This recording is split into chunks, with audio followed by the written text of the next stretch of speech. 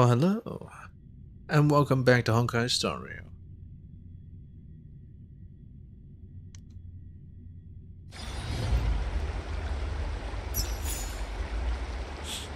Well, before I get started with using my power, let's talk to Pasithea. Hey, bitch! I may not see the starlight above the heavenly veil. Yeah, whatever. I can hear the echoes beneath it. I'd like to chat with you. Tell me my fortune. A somewhat brazen request. Remember not to tell anyone else. Onyx's power is not meant to be used like this. Pasithea places her fingertips against the back of your ear. Then the echo from beyond the world softly flows into your ears. You hear a low celestial sound, like something inherently lifeless, sighing with every fiber of its shell. You feel a little fatigued. Perhaps you've been tired out recently? Don't push yourself too hard. Even a sturdy rock as tenacious as a mountain dweller will be burned out sometimes. If you feel lethargic, you should visit the baths. Shouldn't I hear my own voice because I'm Onyx now? Please do not take this too seriously. I am only a priest. There are limits. Even if I have received Onyx's blessing. And Miss Cascade has taught me, as long as one is willing to make a change, even destiny, merciless as it is, may blossom with new life. Are you ready to talk about Tribby now? After reminiscing on that memory, I somewhat understand Lady Tribby. As a holy maiden of Yanasopolis, Lady Tribby made a choice contrary to mine.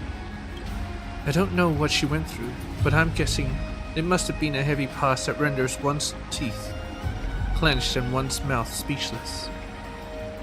Are you still avoiding them now? Yes, if I were honest with myself, I still can't relinquish my complicated feelings towards Lady Tribby. Maybe after today, there might come a chance to talk with them about what happened. But for now on, I am unable to do so. I want to hear about your hometown. Yanasopolis is my home, that is all. I once heard of Yanasopolis' glorious past during her height of power. As an essential council venue within the Okama Alliance, Yanasopolis was once a prosperous and peaceful city. And each time a prophecy was sought, the Temple of the Three Fates would host a grand banquet, where even civilians could gaze their eyes upon the solemn figure of the Holy Maiden from the peripheries. But I could not experience any of that. When I was born, the Crossless War had already begun. In times of chaos, even the grandest cities cannot escape decline. Yanasopolis' people had to eat dirt to stave off hunger during the famine. And now she is completely gone, turned into a cold, unfathomable abyss. Well, I've ate dirt. Doesn't taste good. Revisit the celestial echoes of the past. I never expected you to be so nostalgic for that city's past. Then let Onyx reenact for you those years gone by. So, what kind of celestial echo would you like to listen to? Listen to the priest dithering. The priests offer prayers of gods with echoes playing across their ears.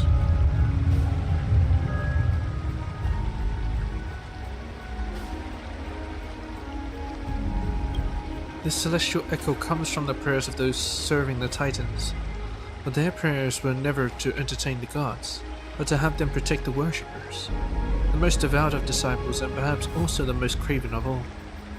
Listen to other celestial echoes. Listen to the civilians' plights.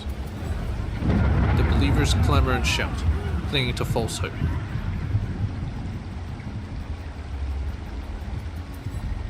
Just sound bites, huh? The celestial echo comes from a panic that spread across Yanasopolis. People enjoyed the protection of justice, the guidance of the passage, the revelations of the veil. Yet the day the scale was tipped, the passage was sealed, and the veil went missing. Those frail hopes were ground into cries of despair. Encroaching disaster. The sea is on the brink of collapse. Disaster sweeps the land to the symphony of wails. The celestial echo comes from the horrific scene reflected by Onyx. Strife split the earth, the veil blanketed the sky, and all floundered in death. This fate has been played out in Amphorius time and time again. Even the city protected by destiny itself cannot escape misfortune.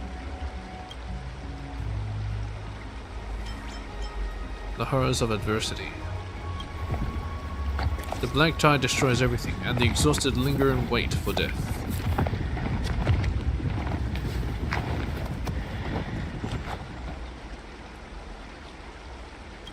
The celestial echo comes from the wails of Yannisopolys' raising. The black tide assails the city in a deluge, crashing through that glorious sacred temple. The monster spawning from its mist tearing into the three titans' kin, sowing horror that devoured the city until... to your heart's voice during that time. The sound of the collapsing cries, they are all sounds I'll never forget, the haunting echoes of the black tide. At that time I cowered in the temple, waiting for Thanatos to lead me from my bitterness to their river. But what arrived was a group of fugitives guided by Arnix, seeking an oracle from the Holy Maiden. That's her mother. Oh Destiny, I scream at thee, to hell with the Holy Maiden, I'm nothing but a blind woman now.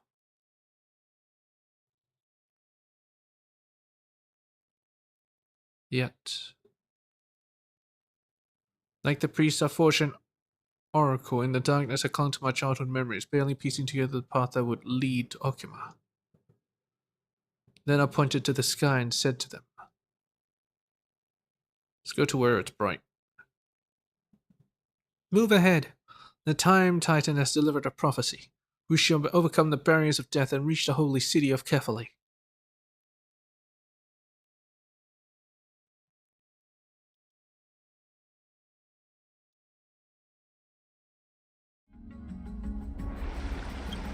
The celestial echo comes from a lyre conferred with the title of Holy Maiden, a blind person who couldn't see guiding the masses, the heart of an ordinary woman named Pasithea.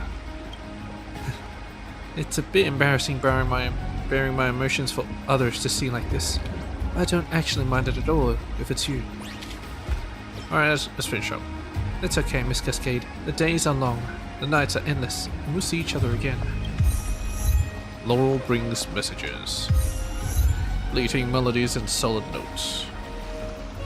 Nice! Anyway. Gotta do this. How much money do I have? 50 mil. I could use more.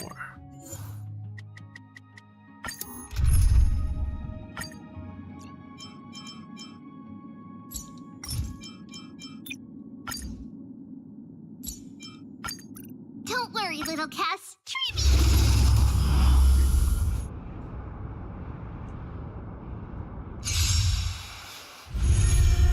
We can do it. Alright, while this is going on, I'm gonna have to check my messages. Receive divinity. Repay. And return! Embrace a new life.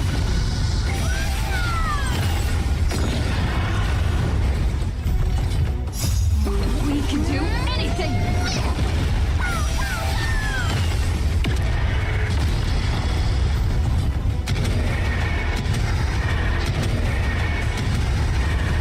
May death protect us. Bloom. Root here.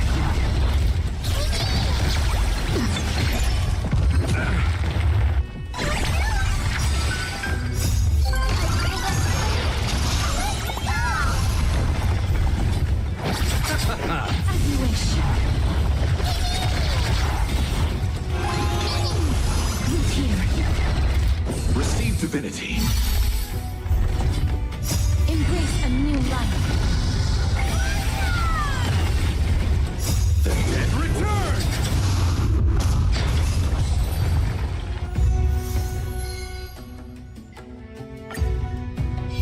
Bloom. I choose you. Receive divinity. Repay.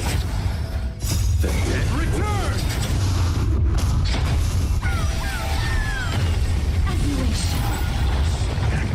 I underestimated you. Root here. Embrace a new life. Bloom.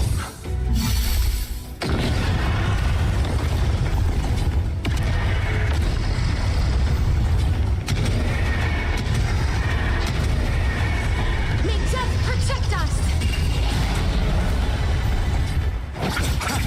As you wish.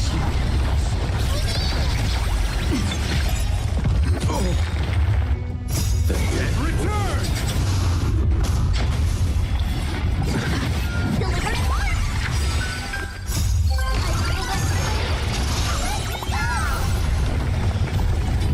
Receive divinity.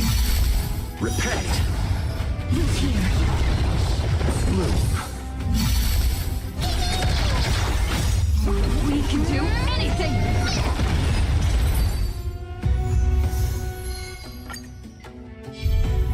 We can do it. Receive divinity. The dead return!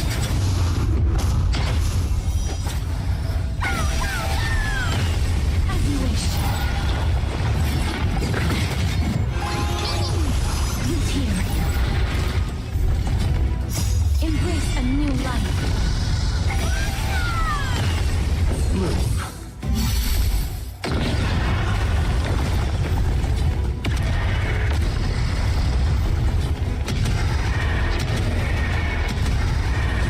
May death protect us.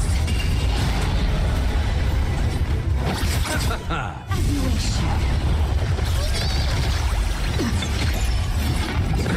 Nothing major.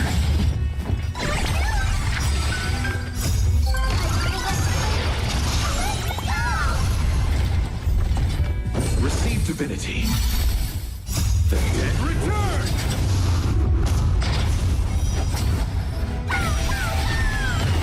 Root here.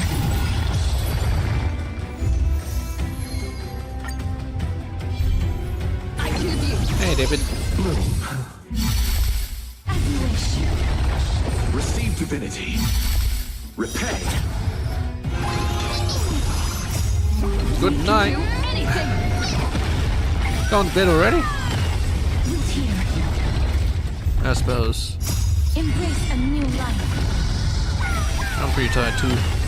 Bloom. The dead return!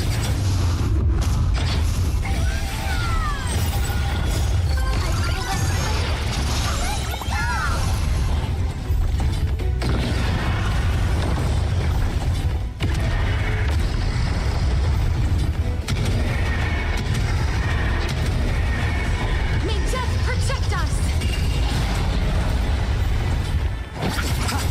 As you wish.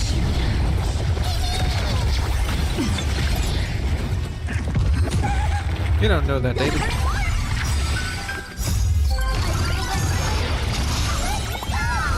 Or, you know, I could say rise and shine.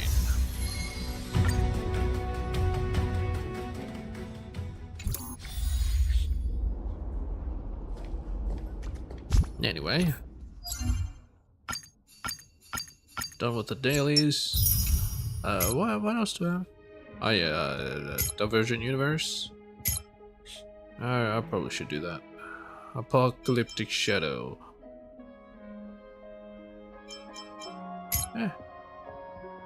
It's just Divergent Universe might take a while. I'm not doing the thing, so the protocols. Fuck the protocols. Cool. Postscript. Unlocked after viewing all previous. Oh, they unlocked it. I see. I was wondering what it meant. Alright, we're doing cyclical. I'm not doing the ordinary anymore. Fuck it. Activate threshold protocol. I don't think I need to. Is there a point?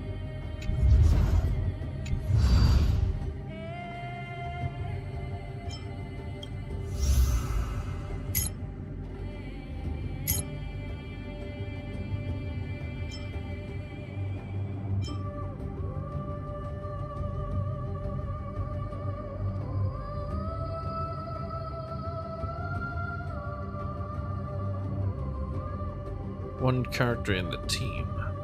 What the hell? Erudition, harmony, nihility. What the hell? Ceredra. Terravox. So those are the last two? The Fagusa and Georios? I mean Terra. Has to be Earth. What the fuck is this then? Hycillans.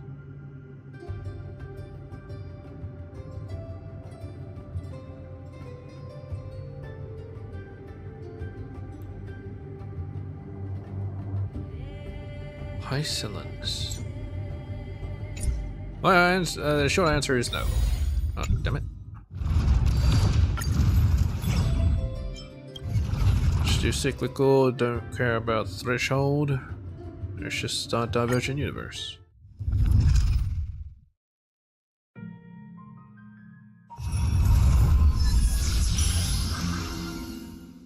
Yasin.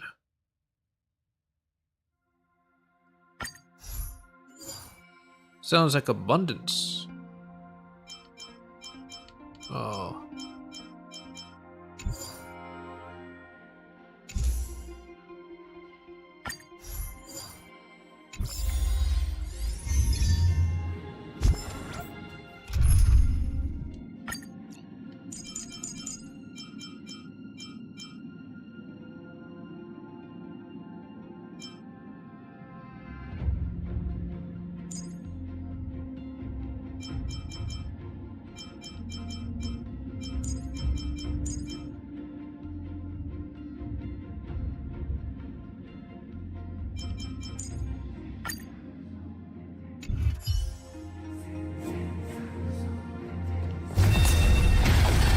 Emerge from your container.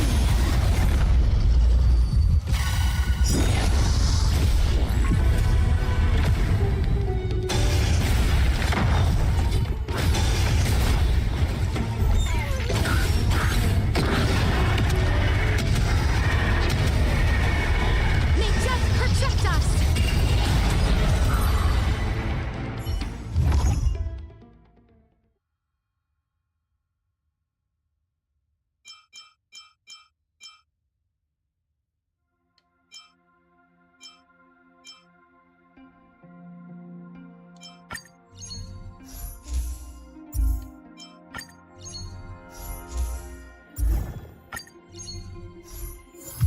War scribes.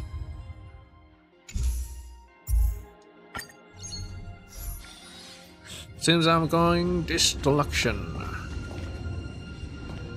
Wealth. I do like wealth. Let's go wealth.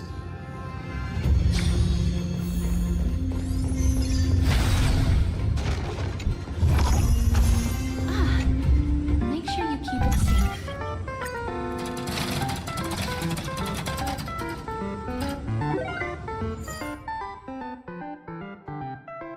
$35 and lose cosmic fragments 3 times.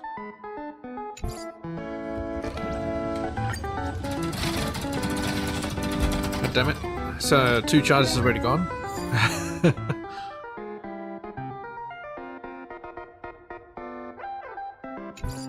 Chaos medicine.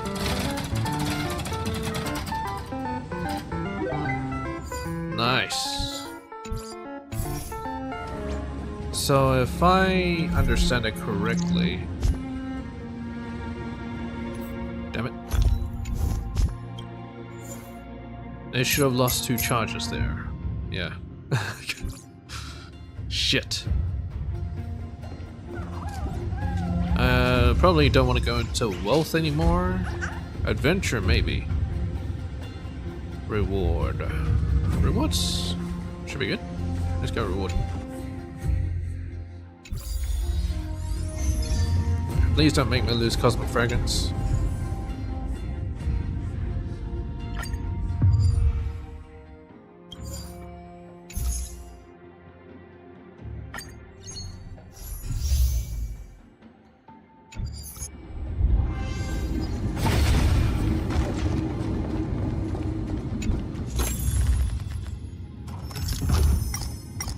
Ideal success ratio.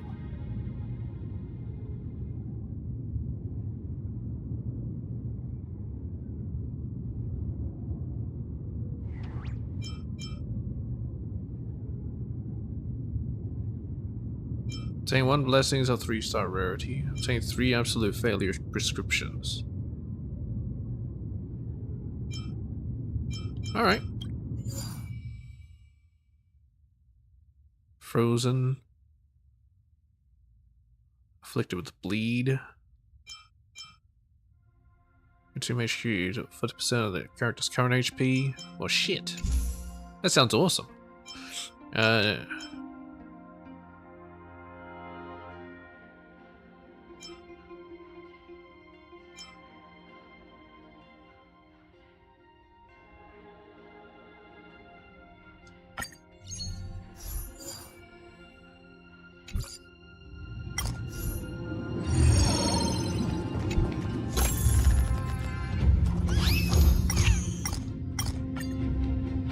Let's play.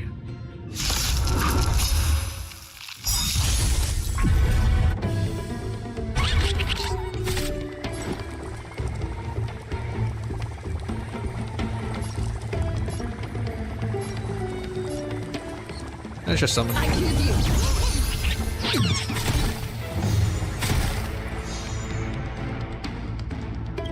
Trust me. We can do anything. I had to use it. He would have gotten away. Madness melody.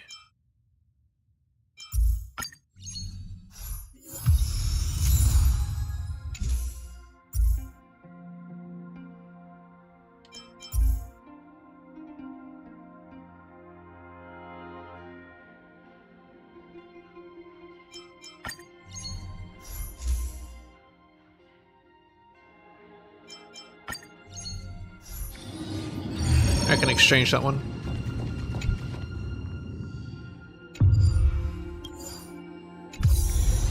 Be careful. There's something unsettling ahead. Well, it's gone. Override blessing. I don't want this one. I can get sort of get berserker. This one's a lot way off, so let's just get this one.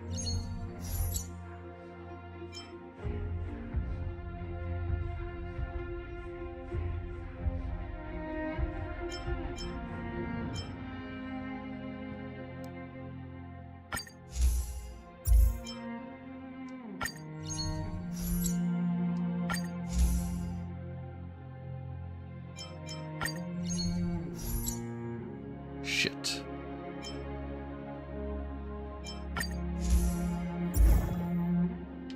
There we go.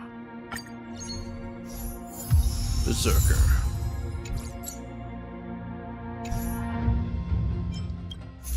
I don't think I want to override equation even for this. This one's actually pretty nice.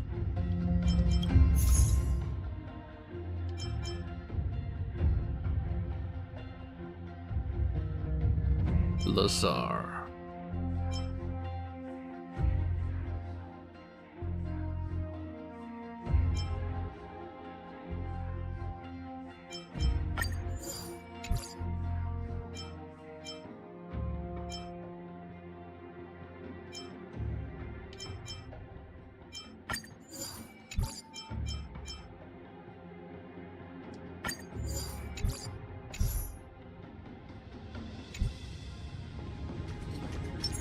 Let's wait and see. Oh, nice. A note from your companion. The one that costs 2 skill points is gone. So I don't have to spend this much. Fantastic. Repay.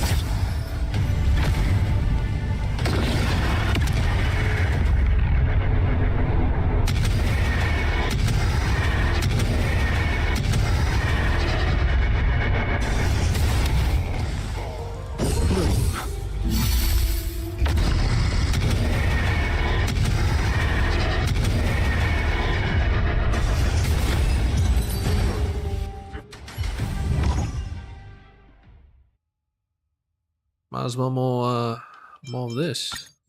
Destruction. Harmony. Destruction, erudition.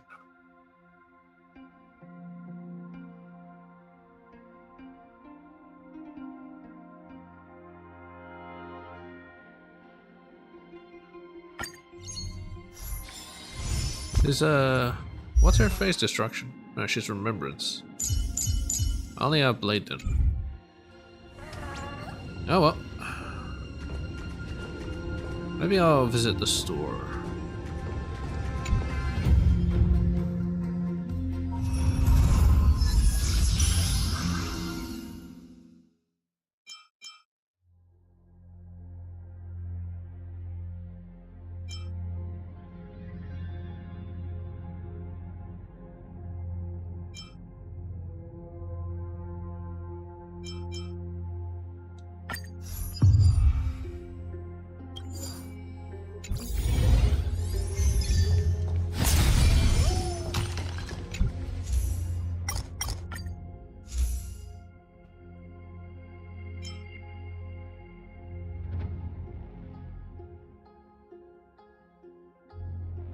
Occurrences will no longer obtain occurrences. Nice.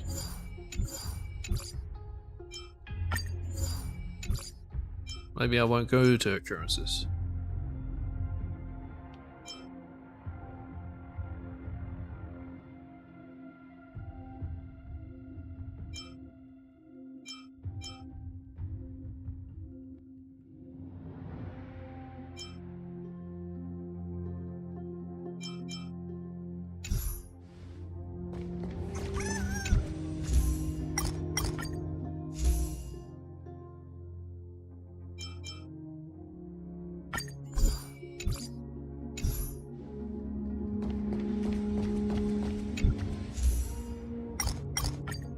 I want to get this green seed, fruit of whispered wisdom.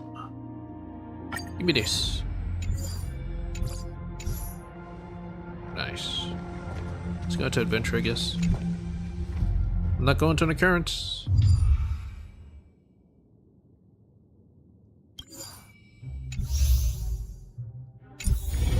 Easy enough. Forgot the buttons.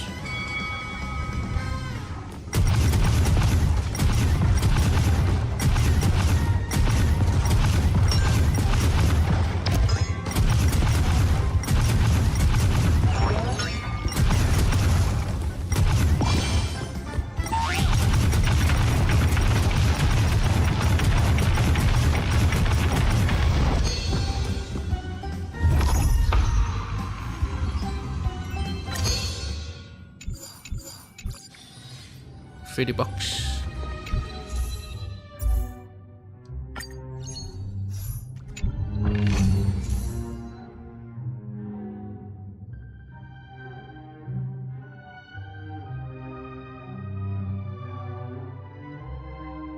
After winning 3 battles as Curios, upgraded to rotting fruit of the alien tree. Whatever that means, but sure. Alright, we're going for combat then. Nice. Very good. Home of Oats. You fool!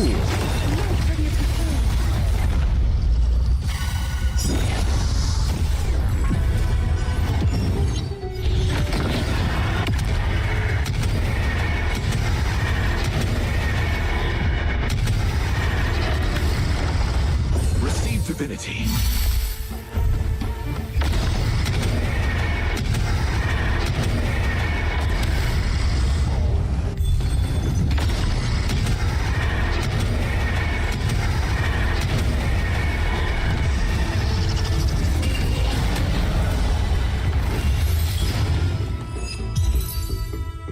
He's so good. He's so good.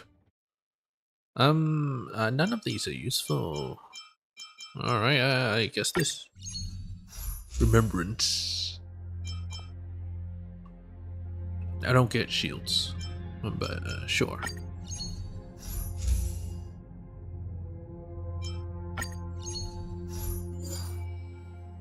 Characters will resist all effects that cause them to be inflicted with crowd control debuffs. Every time they resist a debuff, they will consume HP and get 20% of their max HP. Well, that's actually nice. I like that. Guys, all my characters get frozen in the beginning, so maybe it will resist that. Hopefully. Oh, I lost it. I was about to say, what? What'd I get there? You wanna play?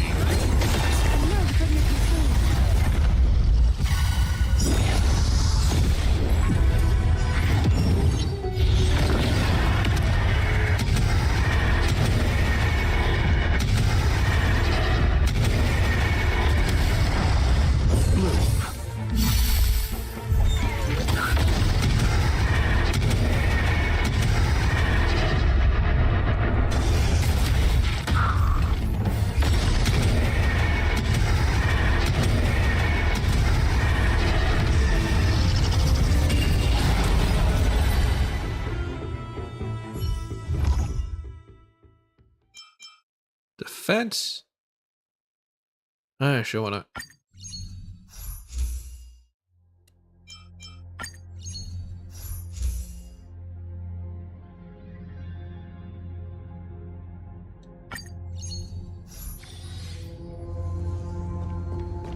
Alright, what you want?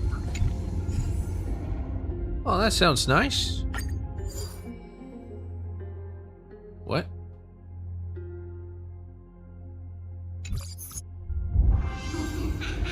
I didn't get the money. What? Oh well, whatever. Oh, I do want the scissors. Oh, I want the scissors.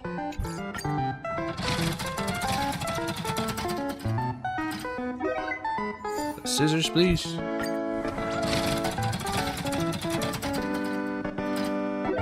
I mean, close enough, but you know. That scissors repairs my shit, so it would have been useful. Although I think I just have one broken thing. Stands a day, increase final damage dealt. Base effects, final damage dealt by limit in each day. 20 day ally, next do additional damage. Just do this. Hey, I just lost it. I gained it, then I lost it. There's something Fantastic. Okay, they're all active, so it doesn't matter. It's just what I don't want here. I guess they're all okay. But if I had to pick one, maybe it's the defense. Yeah, get the fuck out of here.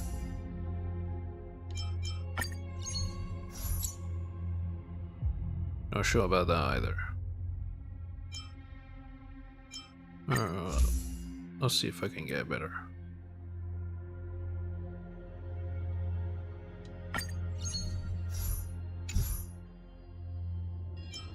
I didn't get better.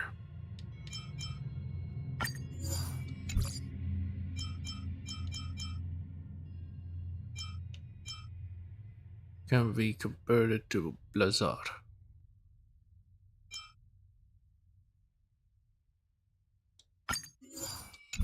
Getting that for Nightwing. Is it Nightwing? Deathwing? I don't know. Anyway.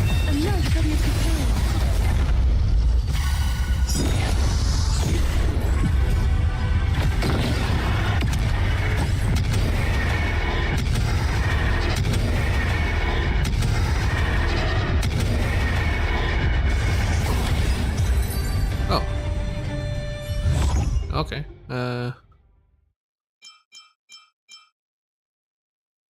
Rain in a vat, sure not. Wind? Well, it's new, so I'll take it. I only have one wind, so I guess that'll work. I do have some money, so let's go. Store. Oh. Nice.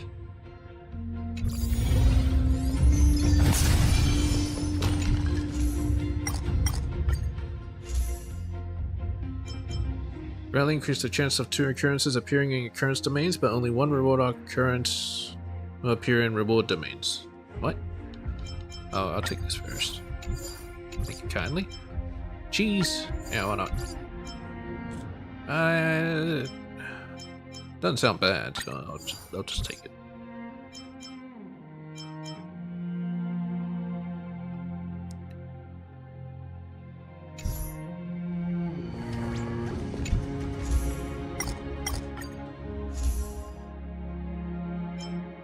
Owned.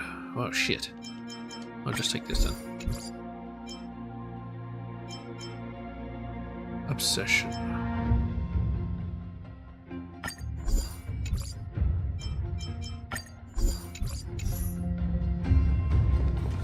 Okay, they said something about currents.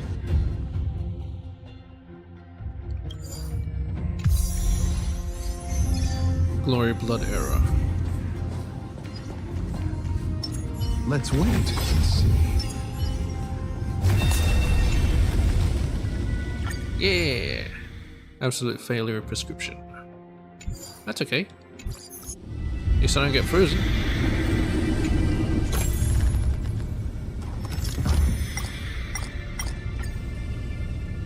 Yeah, it's enthusiastic.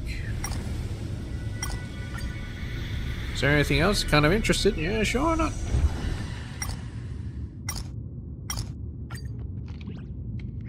I don't have enough money. Enter battle. Alright. I think my buff ran out. Ah, shit. Embrace a new life.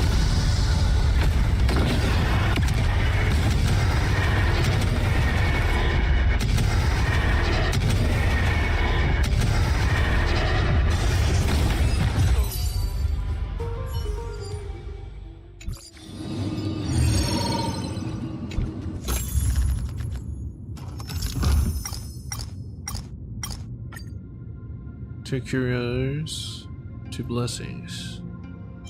You receive more accurate menu recommendations. Nah, that's fine. Shinto collab set menu. Nice. Select curio.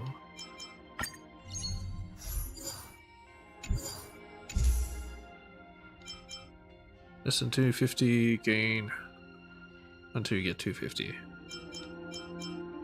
I like it.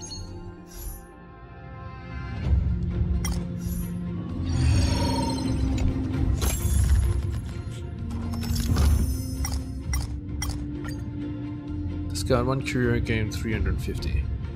Gain 5 random curios which may contain negative ones. Alright, sure, why not? I didn't get any negative ones. Oh, nice. Ice preservation. I guess I have ice.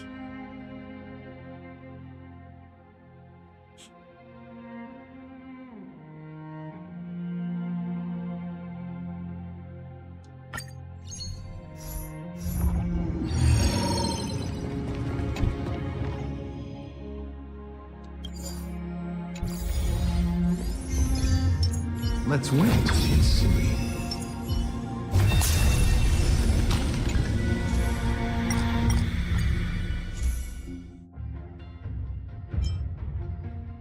Butterfly soul. Sure.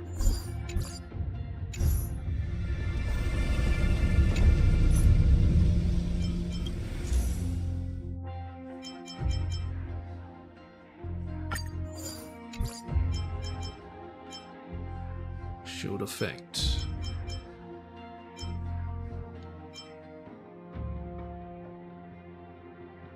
Increase their max HP for 2 turns. Effect resist. Yeah, sure not. Any blessings?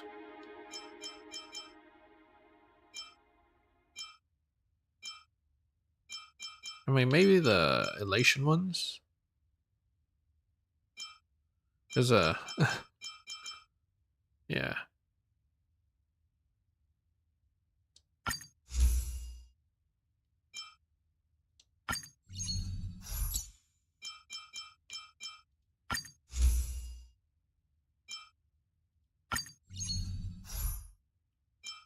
Okay, that's all.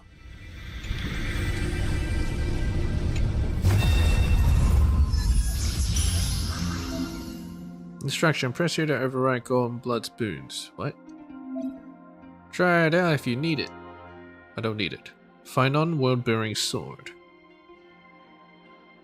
Don't increase their final damage for a certain number of turns. Siridra. Is that meant to be the Saritsa? This character in the current game's Conqueror. As soon as one side Conqueror to advance their action by 100%, increase their final damage dealt. That actually sounds much better. Oh, it's your sister. Quite literally. Repent. Let paradise savor it for me.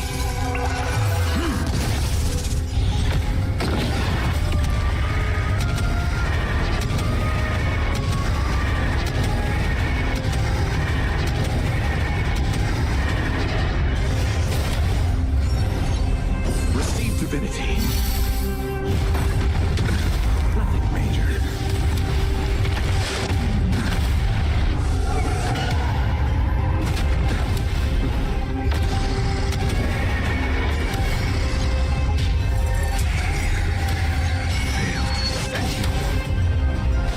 I was about to say, I didn't hit her at all. Let's see. This Blizzard, isn't it? Resting in the cocoon. Oh, that was useless. Oh, well, whatever.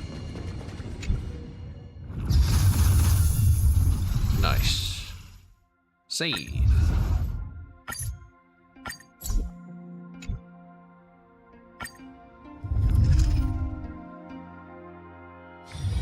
It's still early. Where to now? Okay, can I actually get the rewards? Yes, I can. Claim all.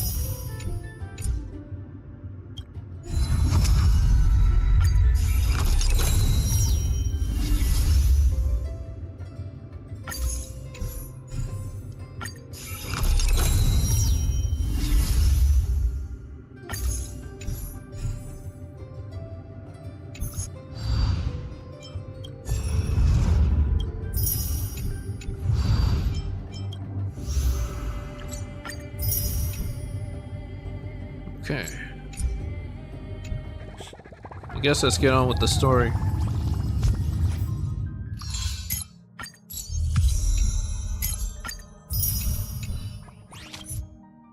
Continue challenge. Go to the Memorial Palace. Yes, there won't be a recap, but apparently Eglair's did. Why does the market look so emptied out? I bow to you too. Could be Ash. They're back.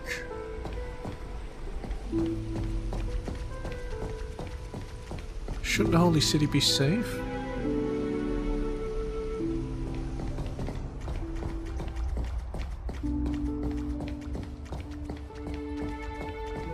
Heroes, our hearts bleed with yours.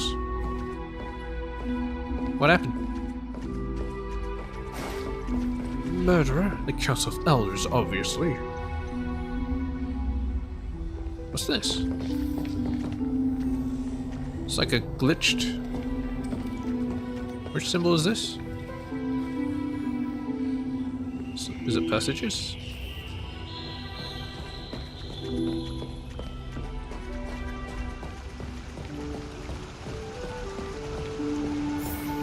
Dunham came back before us.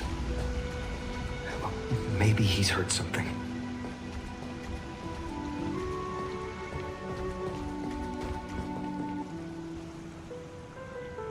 Ah, you're back. How's everything? No injuries, I hope? Don't worry. The cleaners didn't lay a hand on us. Lord Kratos, were you in the city when it happened? What exactly went down? Regrettably, no one knows the details of that moment. Eyewitnesses only saw Eyewitnesses? It's fine. Just tell me. She was face down in the water. Eyewitnesses at the Memorial Palace saw Aglaya fall from the Chrysos airbath. Yeah, she jumped. Oh, God. She showed no signs of life by the time the Holy City guards approached to check. They were too afraid to jump to conclusions. After all, she was a demigod who lived for over 1,000 years, the leader of the Chrysos heirs. Most citizens of the city believed that death couldn't touch her. Yeah, she did it to expel all the fucking cleaners. She was pierced through the heart by a uniquely crafted dagger. Oh, I she was saw it actually for stabbed? myself. It's one of the weapons carried by the cleaners. Maybe she did it herself. Why didn't they go after us? She really was assassinated. No, that doesn't make sense. The ones who appeared in the grove and those who confronted Don Hung in the Abyss didn't immediately resort to violence. They were just watching and trying to intimidate. Yeah, they're trying to buy time for someone or something. They didn't have any reason nor the courage to attack Aglaya. Any reason, they do. Perhaps. The courage, though.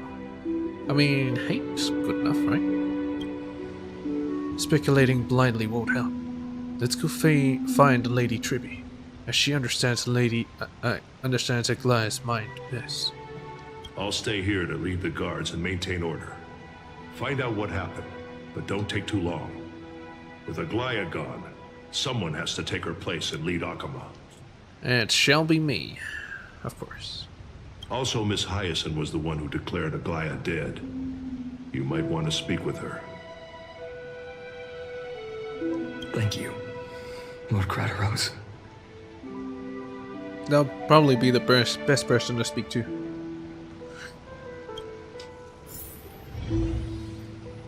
I'll stay here to lead the guards and maintain order.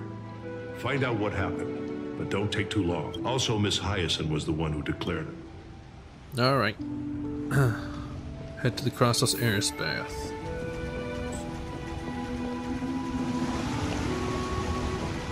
The baths are empty.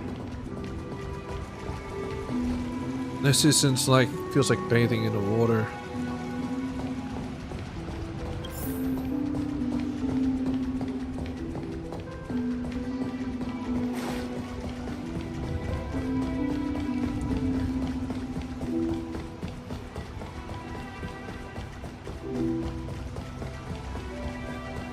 Heroes, you're back. What are you guys doing, huh? Not doing your job? Anyway.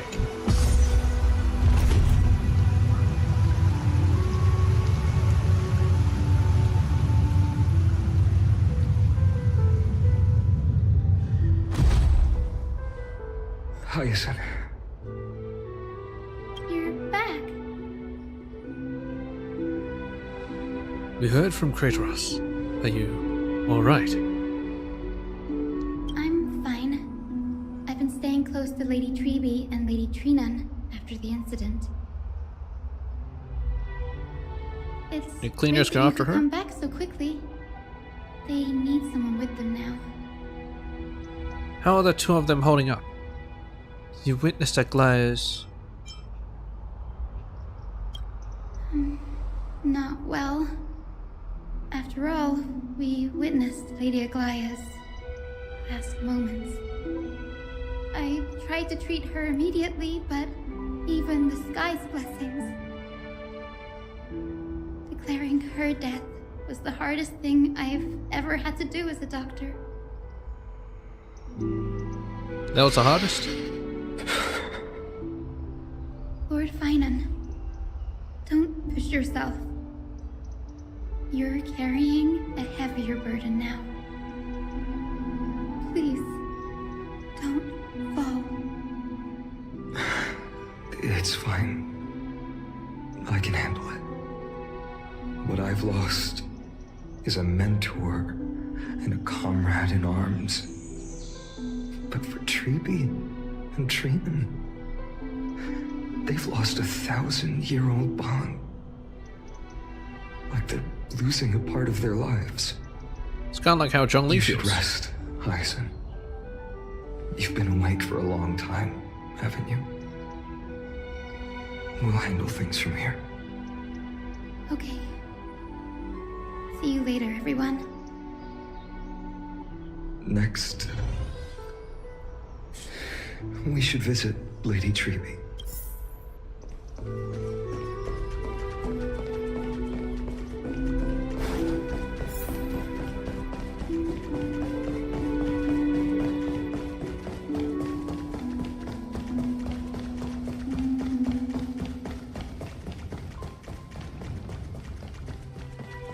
Hey, Varix Leo. No, can't talk. That'll be a bit strange to actually get a prophecy or a riddle. Oh, the little chimeras.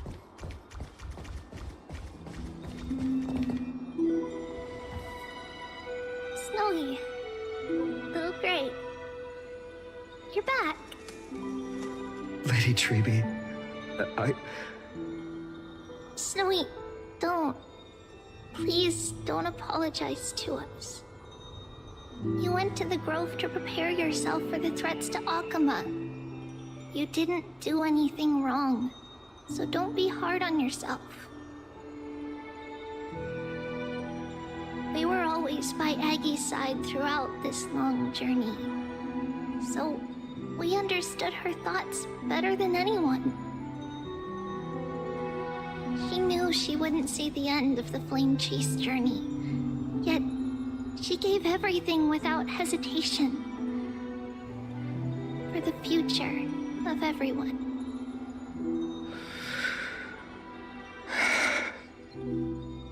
I know what Aglaya expected of me. Right now, the last thing Akuma needs is a leader wallowing in self-pity. Who says you're the leader? The scroll over there was entrusted to us by Aggie. She instructed us to hand it over to you when the time was right. I think now's the right time. Nameless recollection, gone threads, frayed at the fringe of an era, and posterity took up the sentiments, formally hanging on its web. The tragic news heard during your travels. Head to the book and write it down.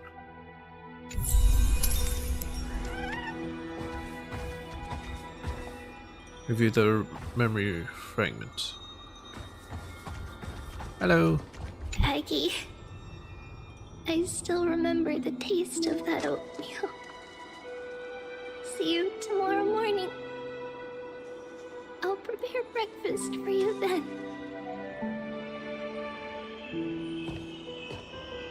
Why are they mourning? I mean, her mortal form is gone, but she still has her divinity. She's Nestia now.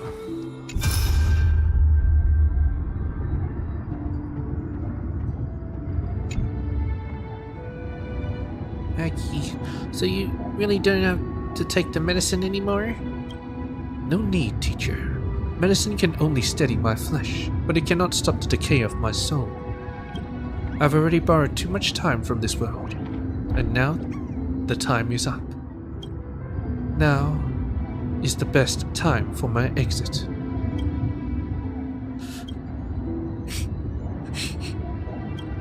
Please don't cry on my account, teacher. I have a final selfish request. Can you lend me an ear? Aggie, go ahead. We will definitely fulfill it for you. I wish for my death to be quiet and gentle. I hope that my lifeless body will not be exposed to the eyes of the public. Well, it was not quiet and gentle, and it was not private. Teacher, I've faced too many changes in my lifetime, but in the pursuit of one thing alone, I have remained unchanged for 1,000 years. It's beauty, isn't it? That's right, teacher. Beauty. Aggie, do you think Snowy is ready? 1,000 years ago, when I took up the core flame of Amnestia, do you think I was ready then, teacher? Born into this era, we had no choice but to grow amidst the raging waves, not set sail after everything was prepared. Finan, he will understand.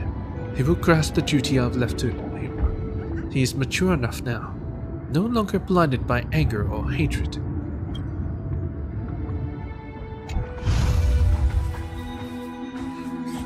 So he's not ready, but he better be ready. Bros. Finan, my humble student, my trusted colleague. As I write this, you are locked in a battle of words with the Council of Elders, fighting for the survival of the flame-chased journey on a battlefield where the smoke of Just war writing is this during the invisible. debate. I deeply regret and feel guilty for hastily pushing you and the Trailblazer into the debate. But please forgive me. At that moment, I could not afford to show any sign of weakness before you, as it would have crushed your morale. I considered the debate a routine affair, assuming I could win merely with the support and experience we'd accumulated over centuries. But I underestimated Kindness and her party's cunning, and also the deterioration of my own senses. The trap was likely set by the debater Calictus. He had prepared a severed golden thread in advance, revealing it to the public when Kindness was faltering in the debate.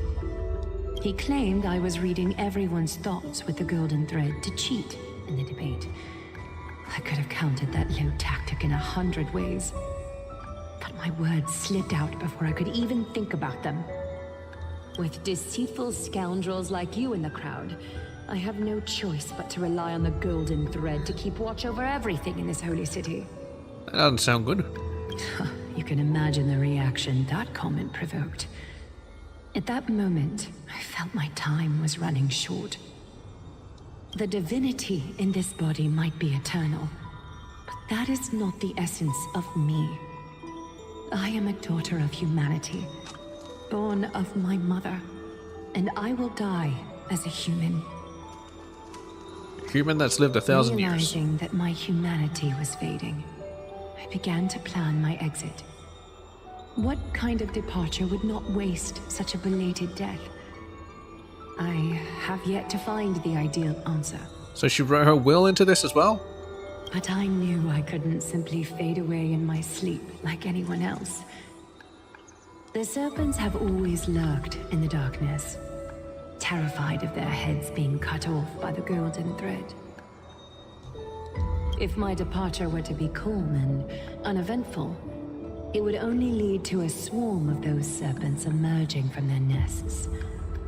Regrettably, a peaceful death is a luxury I cannot afford. Yes. I must So she did it feign herself. weakness deliberately, to make those serpents lose patience and act rashly. Just as they think they've struck and sunk their fangs into my heels, that's when I'll strike back, igniting the final blaze to burn away the threats hidden in the shadows. The blaze soaring into the sky might sow fear and confusion, but I have no worries about people losing their way. After all, Alchema still has you to guide them, Finan. You're not perfect, Finan. I've witnessed your confusion, recklessness, and deep sensitivity, dawn after dawn. The heavy burdens of your past have always weighed you down, inflicting deep pain.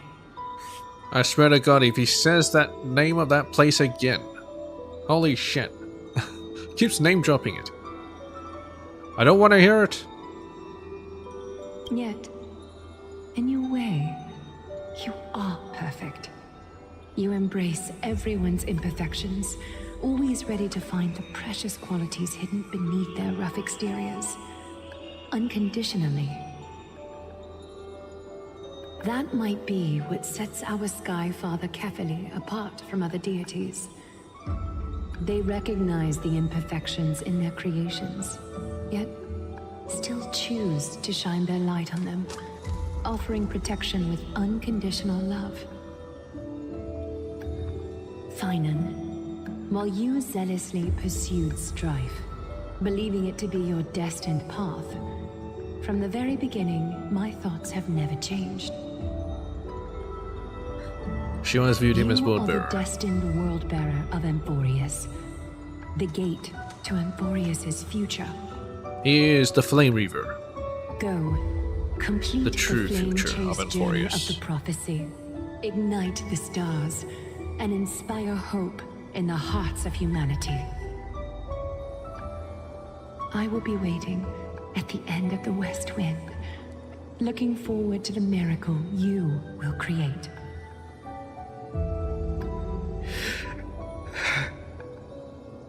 Aglaya, how could I possibly be worthy of the burning torch you've passed into my hands?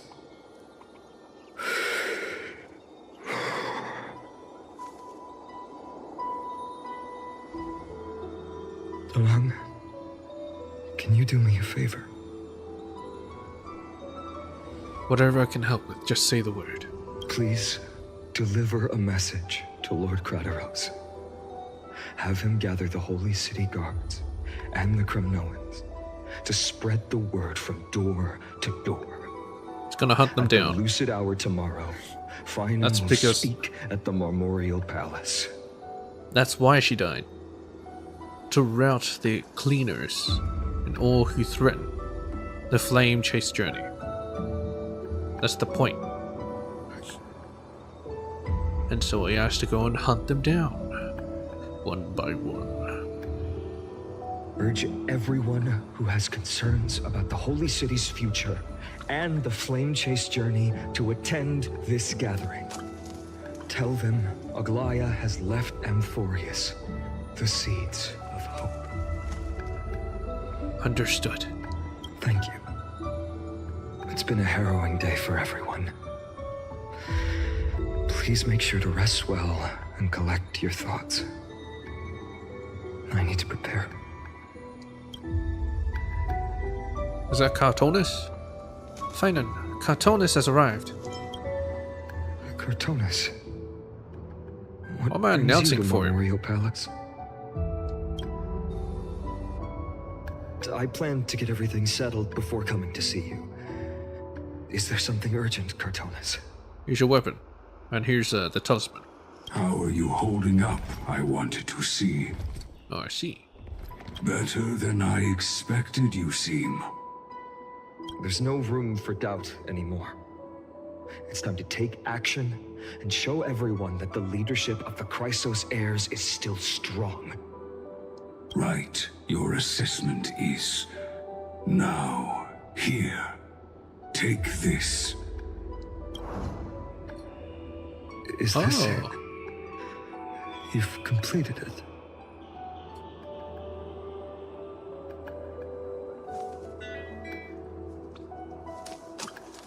It kinda does look like the Flame Reaver's weapon. The Flame Reaver's weapon is broken, but I can see it looks similar. Dawnmaker. The name I've chosen for it. Before dawn, prepare for battle. For tomorrow, wield your sword. Befits your stature, it does. Chrysos heir. Dawnmaker. Unbelievable. You've never seen that black-clad swordmaster. Yet you've recreated this so precisely, just from what I described. Wait, he wanted it to look like his weapon? Oh my god. Yeah, the signs are way too obvious. It's Phynon. Phynon is the Flame Weaver. Precise your description. Imbued it with the power of dawn I already have. Guided by your will, gleam with golden flames, its blade will. I just need the moon. Wield it. May triumph always be yours. Thank you, Cartonis. I will use this sword to protect the beings of Emphorius. Well, Another thing Well. there is. What's this? Stored here, the remnants of Aglaya's divinity are.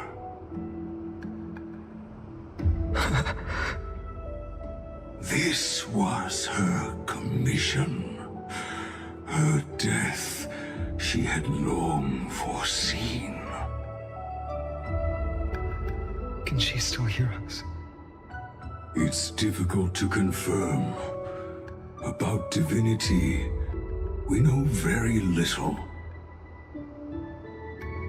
In this way, she wanted to be with you. Always. I understand. Let me keep it. With this, I'll have another constant companion by my side. May this world never have a need for a deliverer. Someone told me long ago. But when the world dashed her hopes and fell into disarray, if she could see me now, leading from the front, rallying people against their destiny, she would surely smile.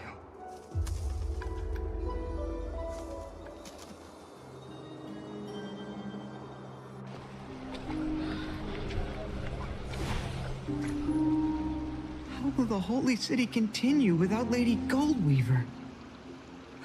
it won't. We're shutting this place down. Look! Lord Finan is here. And everyone's gonna get wet shoes. To lead Akama? No. Not long ago, I spoke at the Citizens' Assembly at Dawncloud. I wrestled with every word, searching for the right ones to rally support and keep the Chrysos heir's flame chase alive. In the end, I remembered a lesson from one of my teachers. In battles where words are weapons, outrage and blind passion often overpower reason. I followed his strategy. I painted my opponents as nothing more than pests, tore apart their character, and laid out their crimes. The strategy worked. I secured enough votes to achieve my goal, but afterward, there wasn't even a flicker of joy. I realized that apparent victory masked a deeper failure. In my pursuit of success, I fueled division and strayed far from my very purpose that led me to the Flame Chase journey. This journey was supposed to unify, not divide, to strengthen us, not weaken us. It was the gold thread that mended our rifts in the past. Some saw it as a means of surveillance, a tool of control. But no one can deny that it was Aglaya who held this city and even this shattered world together. Now she is gone. Yes, as you have heard, the demigod Aglaya, who guarded the holy city for a millennium, has indeed fallen.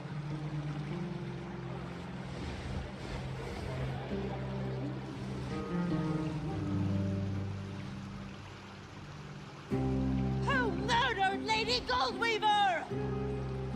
Find the murderer! Make them pay! Uncle Dan didn't know they cared that much. I felt the same as all of you initially. I wanted to stand here beside you, to condemn the sinners, to discuss retribution, and to see justice brought down upon them.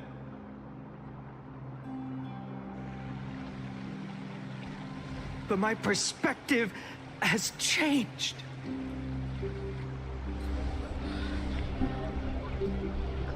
The golden threads that once bound this city have unraveled. Yet no one is celebrating their freedom from control. In the empty markets and bath chambers, one feeling lingers. Unease. Deep down, we all know the last safeguard against the harm we may do to each other is gone. No divine power will protect us from the malice in our hearts. From now on, only the moral code we choose to uphold for ourselves will stand between us and the abyss. Finon has a way with words. Yeah, in a way I don't know what the hell he's talking about. Be quiet and listen carefully. There's something special about a man of letters. Oh my god, what? For me up there, I could do it too. Yeah, that's right. Gotta talk very off too. You think highly of yourself, don't you? Why, thank you. The flame chase journey is nearing its end. With only one titan left for the Chrysos heirs to conquer. Aquila! Before I rise to the skies, I challenge you. How do they even plan to go up there? Cast out the shadows and I'll make 'em malice go within down. your hearts. Let your spirit shine brighter than the sky itself. Let me bear witness. Even without the divine authority of romance, Akama will remain a sanctuary in these end times. A place for the kind people Aglaya dreamed of. The kind of people foretold in prophecy. A better people! Better people! Better people! Better people! Better people! Better people! Better people! Looks like I don't care about Talanton. I appreciate Alright, your Talanton. willingness to accept the challenge. You have reminded me that Aglaya left me perhaps the simplest duty in the world. To Complete the bear Flave Chase burden journey. of creation. Oh, carefully. I need only to give one thing. It's a gift she once gave me without hesitation, and now I share it with each of you. Unshakable faith. There's still a long way to go before Amphorius is reborn. Unshakable faith. But we will not forget the past as we move forward. For the memories of Amphorius will always benefit future generations. Allow me this moment. I want to borrow a few minutes of your time to commemorate a demigod who protected the holy city for a millennium. She was Akama's dressmaker, the leader of the Chrysos heirs, the Gold Weaver, Aglaya, and her greatest feat Was finding me. Oh. was being a selfless person.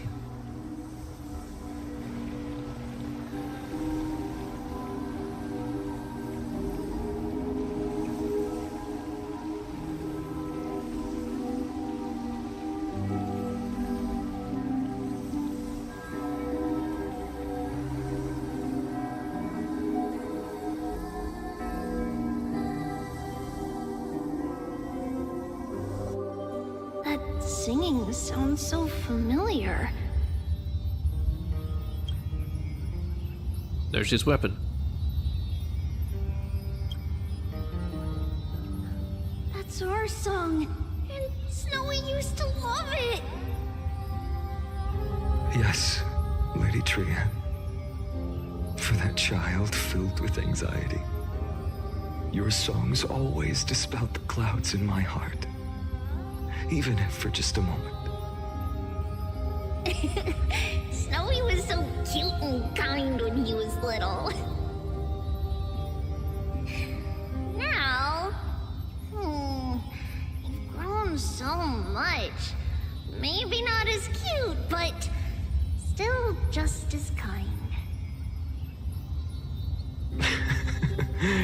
Time spares no one, so there's nothing we can do. But kindness, you helped nurture it in me. Don't mention it. Your light is as bright as ever. Keep it up and stay strong. See you, Snowy. Goodbye, Lady Trian. I heard what you said. Are you suggesting the debate tactics I've taught you are nothing but sleight of hand? Ah. Not Right, at these all, are all that dispute. Professor Anaxa.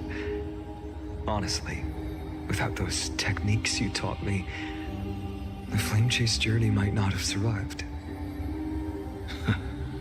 Good thing your head's still clear. A Chrysos heir of Kefali. I had no idea you had it in you while I was drilling those formulas in your head in class. Who could have thought, Professor? By the way, I've completely forgotten those formulas now. Some things never change. In our next lives, I'll teach you how to truly embrace your divine duties.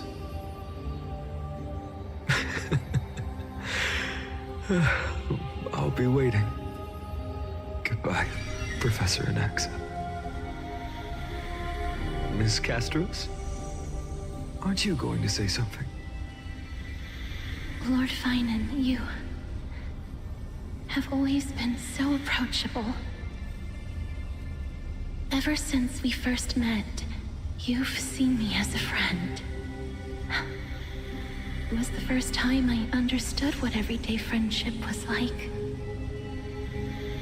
But that's dangerous. Dangerous? Laughing and chatting with you, I sometimes forget who I am. And for someone with my kind of power, that's a real hazard. I hadn't thought of it that way. Sorry, I forgot to consider your perspective. Please, no apologies. Despite everything, thinking back on the times we spent together makes me really happy. I feel the same. Goodbye, Finan. Goodbye, Gasteros. Aglaya.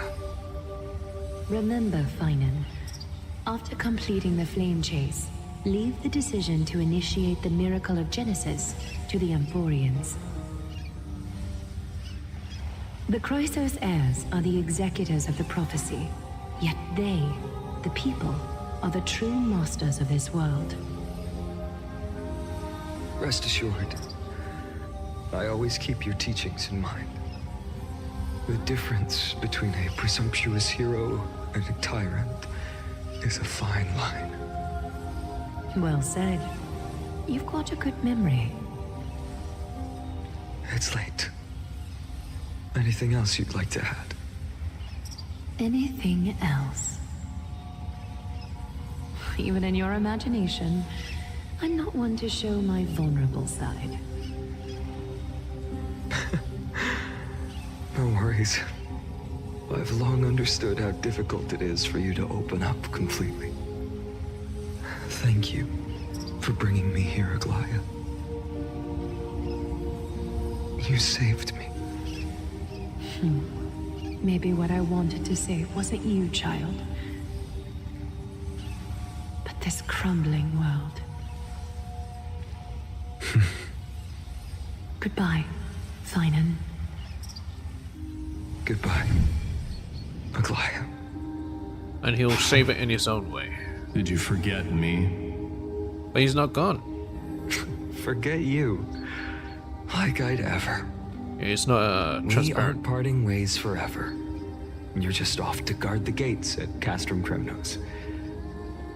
Let's not make this a tearful farewell. Why is he imagining all this? You know just how to make a person uncomfortable. I have a feeling we'll meet again in this lifetime. Let's have another showdown then. Deliver.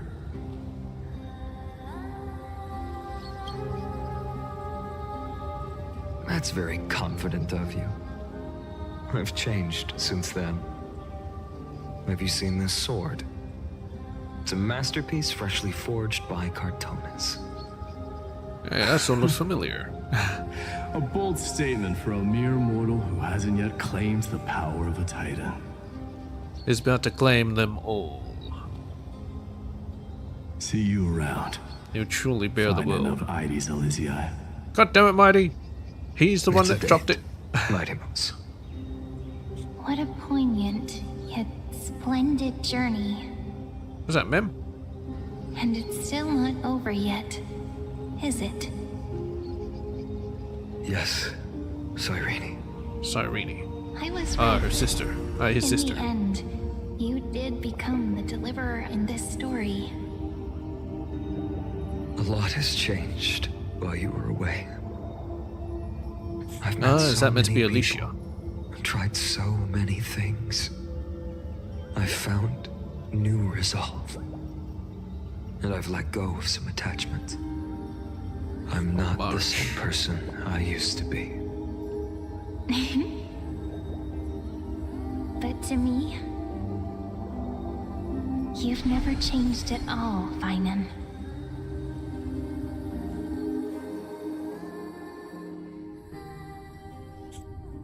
Days later at Dawncloud. So they're saying March is Mem and is also Alicia. Dawncloud, this place holds so many different kinds of memories. Bad ones? I remember you could see the Gold Weaver sign from here, all the way down the mountain. But my eyes aren't what they used to be 1,000 years ago. What, they're better now? Cyphera, you... Seamstress. Tell me, does Akama have any treasures so rare that not even your... I mean, our shop has seen? Our shop? Of course it has. I heard there's a gem of all worlds hidden somewhere in Dawncloud. Apparently, it's a piece that fell out of the Dawn device. What? It's truly a priceless treasure, being a part of Kefali's divine body. Even I, the Gold Weaver, cannot witness its glamour. Gem of all worlds. Nice! Got it! Well, please keep looking after the shop while I... Let me guess, Cyphera. You're probably already plotting to sneak into Dawncloud to steal that gem, aren't you? And your next move is probably trying to sell it to the highest bidder, then distribute that money to the poor and the refugees in the Holy City? Look, Robin Hood. seamstress. Are you sure you aren't peeking into my head with your golden threads? You might be skilled at covering up lies, but your compassion is all over your face, plain as day. So she doesn't have a poker Don't face. lie to yourself. Do you honestly think this is the right thing to do, Cyphera? He's gonna be able to buy it. What else am I supposed to do? That's the only thing I can do with my power. Power? Does she have the You power keep yet? talking about how I have the potential to become a good person. Or even what people call a hero. But I don't know what I need to do to get there!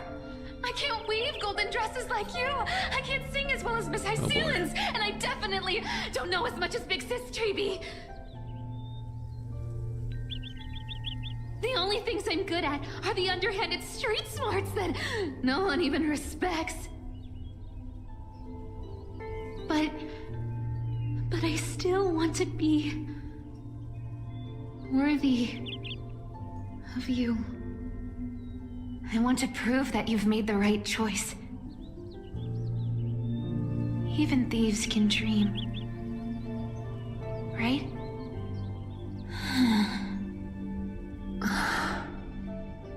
I know, Cypher. I know. You are justified in your anger. Destiny is never fair. And your path is doomed to be even worse than everyone else's. You are fated to walk in the dark and bear the world's misunderstanding in this journey. But you have to believe that everyone in this world is unique in their own way.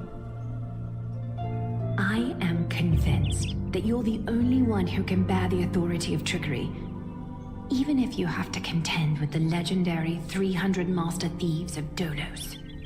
300? But they all did. Unless she's left. I just want everyone to believe that the world is beautiful and that everyone is simple and kind. Get everyone to believe a lie? Get everyone to believe that. Would that lie become reality? If enough people believed in it, even though it's a lie. Yes. Lies will always be lies, Cypher. But sometimes they can be more noble than the truth. Huh. So is she here to steal the gem of all Are you really worlds? planning to just stand there forever? Honestly, sneaking around doesn't suit you, Deliverer. What's he doing up here in Dawn-Cloud? I never thought I could slip past your sharp ears, Miss Cypher. I just didn't think it'd be right to interrupt when you're obviously lost in thoughts. Still as charming with your words as ever, boy. Your speech at the public baths wasn't half bad, I'll admit. It managed to touch my heart. Just a smidge. Thank you. I had a feeling back then that you were in the audience. No, really? Intuition certainly is a thing of wonder. Oh, and you didn't call me out on the spot. You waited all this time to tell me. Well, I thought you'd need some time to yourself. After she passed away. Yeah, you were friends for 1,000 years. None of your business. Enough small talk. Tell me, what kind of trouble did you run into that you need me, the super old-timer, to step in?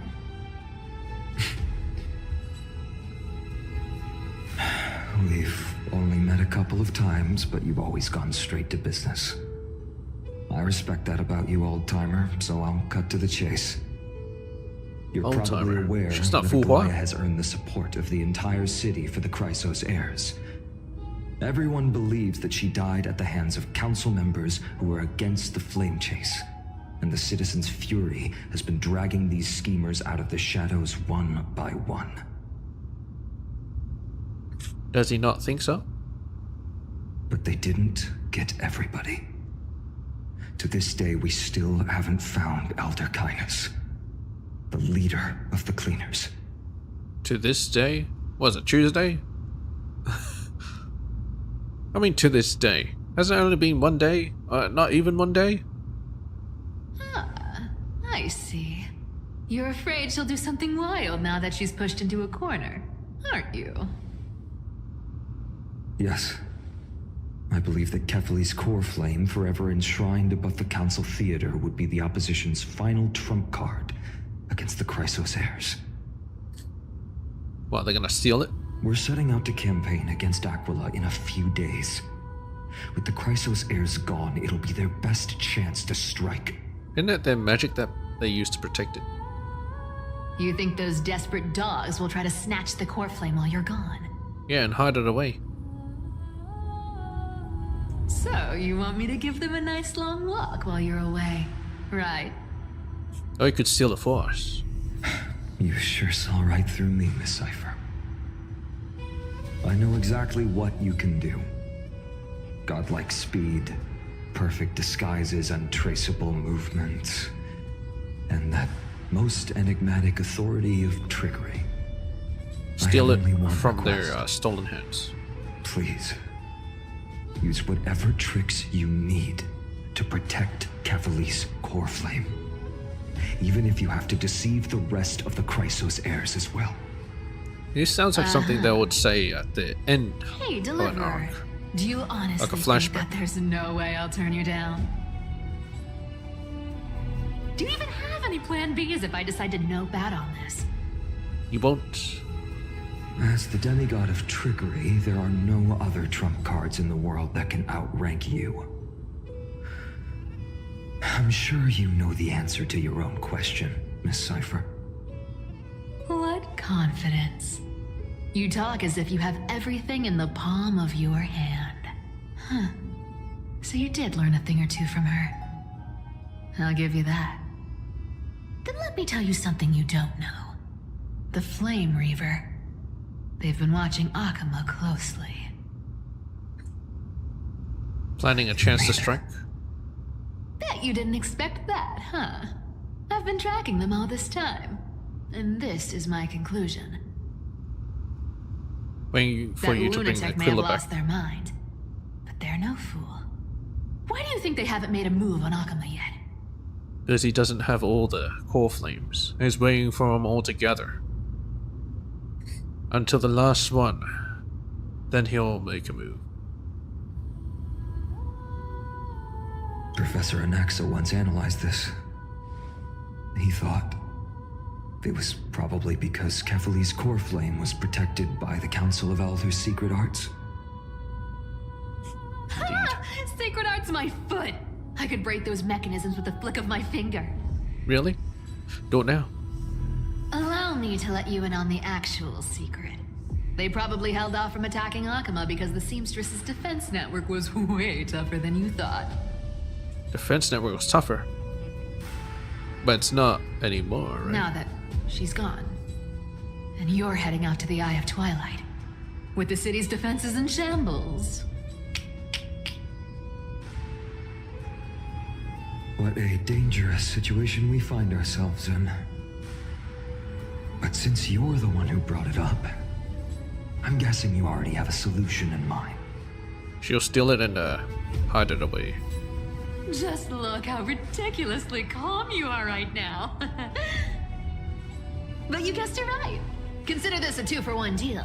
I'll keep that lunatic entertained on top of protecting Kefali's core flame. You owe a big favor after this. That lunatic. You have my deepest gratitude. That Flame Reaver's power is truly unfathomable. Please be careful. Don't forget, Deliverer. There's a fundamental truth in this world. Cyphera will always get the last laugh. No need to worry about a demigod. I'll do my job. So you need to make sure you don't die before you pay me.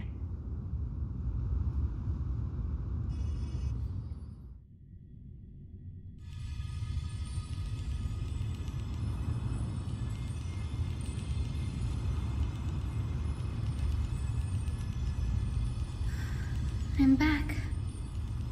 I've been trying to stay away from here since the Black Tide destroyed the grove. And through that, stay away from the memories that might make me sad.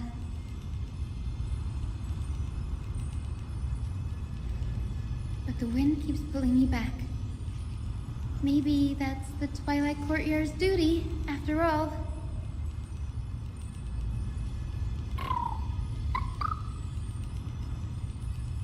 I know, little Ika. I know. I too miss the days when we all studied together. But we have an even more important mission this time round. Lord Finan has already set the date to campaign against Aquila. Being a descendant of the Sky People,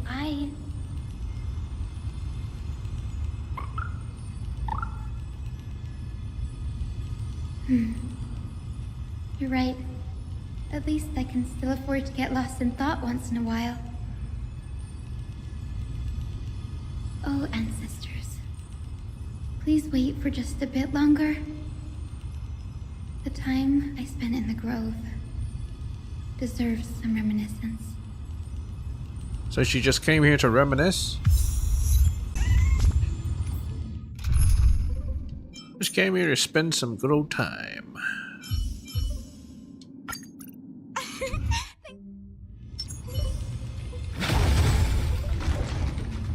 Seek out a place filled with memories. This was where Professor Anaxa gave us the lesson. I can still see that day in my mind. What lesson? Like one of these performances? And that was your last lesson in the Grove. Now, each of you will head off on your own path. Graduation. How much the Grove's teachings can help you in the real world depends on how well you can put knowledge into practice. However, heed this warning. If you ever do anything disgraceful out there, don't ever claim you were the student of Anaxagoras, one of the 7 sages. Professor Anaxa, there are still other classes scheduled on the calendar. Are you sure you didn't? Now I'm quitting. Firstly, call me Professor Anaxagoras. Secondly, to clarify, the last lesson means the last lesson I will teach you. I will be entering seclusion from today onwards to research ancient alchemy, and all my teaching activities basically it's quitting. will be put on hold. What? Did you even notify So you're saying that everyone? the lessons taught by all the other teachers aren't good enough to be considered lessons? Oh. Yes. All you do every day is wag that sharp tongue of yours. That's a credit deduction, Finan of Ides Elysiae. God damn it, Anaxa. You too? I have nothing left to say. Next. He did say something. Please wait, Professor. According to the Grove's protocols for a cohort's final class, the lecturer should take some time in that lesson to discuss the students' post-graduation aspirations with them and guide them toward a solid path. Surely you can't skip such a crucial step, Professor.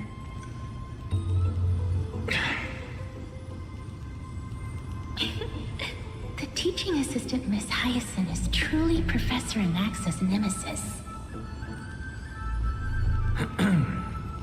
Fine. Since Hyacinthia insists on this, let's go through the process. Since some of you are so eager to speak, why don't we start with you, Finan of Ides Elysiae? What is your post-graduation aspiration? God damn it, Anaxa. Well, anyway. I'm just trying to think. Who is Hyacinth supposed to be in Elysian Realm? I don't know. She's not meant to be fool, alright? No, no way.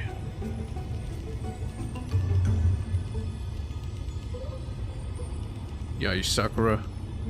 I somehow doubt that. She's so different.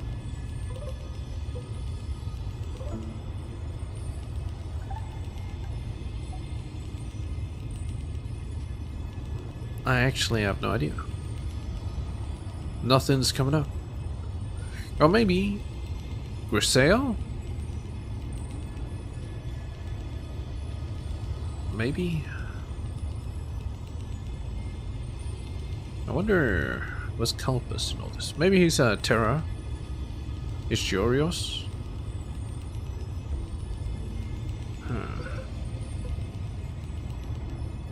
Weird. Anyway. Me? Well, it's not exactly an aspiration, but the only thing I want to do is to protect the people I care about. I see. So you want to be a hero? How boring. Next. I Boring. didn't say.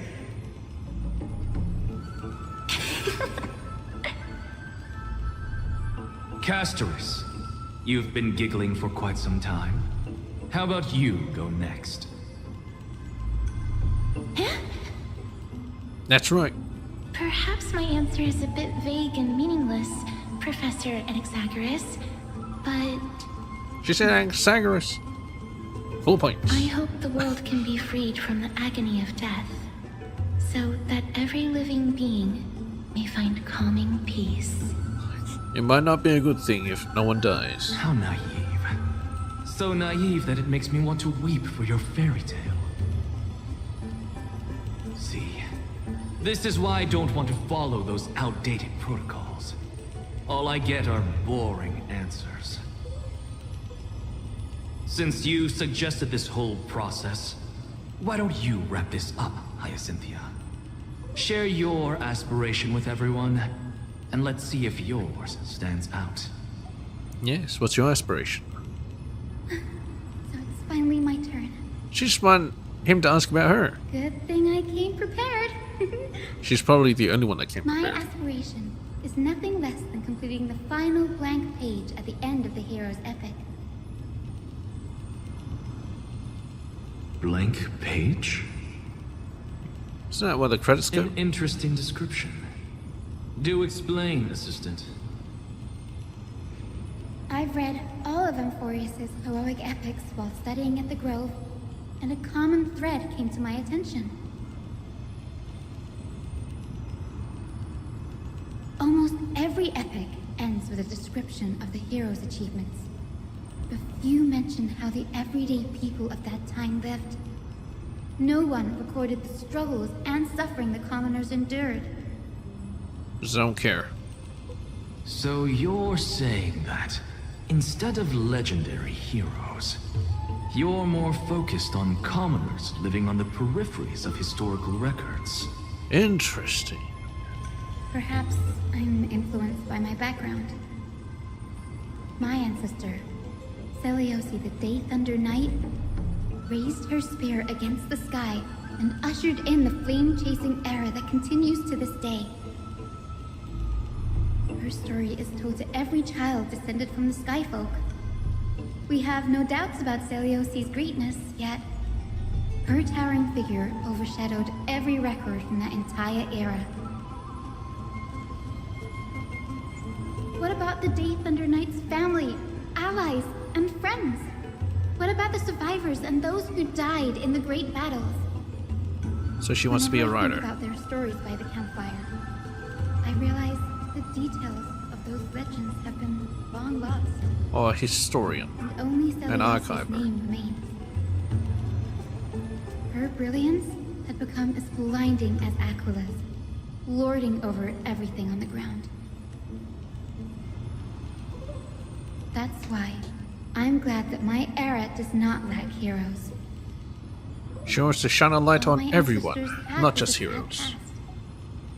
But I have a future I want to protect.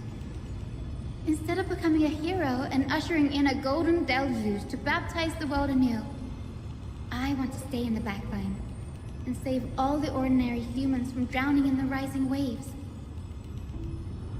I wish not to return to the sky, but to walk among the masses on Earth. I believe it's the only way for the saga of creation.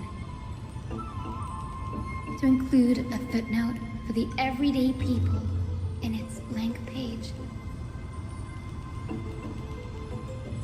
I can prepare a damn thesis. I'm getting embarrassed from remembering how I said all that.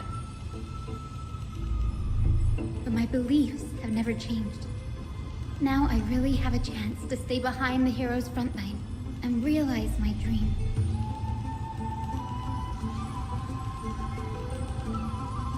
Danny, what are you doing here? I didn't expect to see you again in the Grove. Finan mentioned you were gearing up for the campaign against Aquila. Are you here to... You guessed it. To reach Aquila's realm in the sky, descendants of the Sky People must perform a bloodline ceremony, summon the spirits of our ancestors, and get their blessings. Oh, so this is how you go up. That's weird. That's the only way for creatures on Earth to forge the Rainbow Bridge to the sky. Rainbow Bridge. And the soul of the first ancestor I want to see is here in the Grove. The Celios. The Rainbow Bridge is essential to retrieve the core flame of Aquila, but undertaking such a vital ceremony alone is far too risky. Don't worry. I have little Ika with me. You will protect me, won't you? Why not send Dan Hung? He's not voiced. At least send the Trailblazer. At least, you know, have Mim. Good, Ika. I guess. Well, what brings you here, Danny? Here to protect you and help you with your ceremony. I'm collecting as many myths and research about the Titans as I can. Everything about Amphorius is a valuable addition to our databank when I get back to the Astral Express. Right. If all goes as planned, you and Gray will be able to go home after this mission, won't you? It's not gonna go as planned. Yes, assuming we can actually break the curse about worlds beyond the sky, I have a feeling it's not going to be smooth sailing. Oh? Could it be that you too have some kind of hidden powers to make prophecies now? Yes. That's not it, but I'm starting to question how real everything is after a conversation with a member of the Council of Elders. You've been talking to those backstabbing pieces of shit? No, I didn't understand that either, little Ika. Don't worry about it. There's a lot I still don't know. That I still don't know. Since we've already met up, why don't you come with me, Danny? I was thinking the same thing. The Grove is fraught with danger right now, and an extra pair of hands translates to extra security. Not Dan Hung, it's a piece of shit. That's the It's fucking weak as shit. express guard for you. So, shall we get going? I'm pretty sure Hyacinth does more damage than Dan Hung. Oh my god.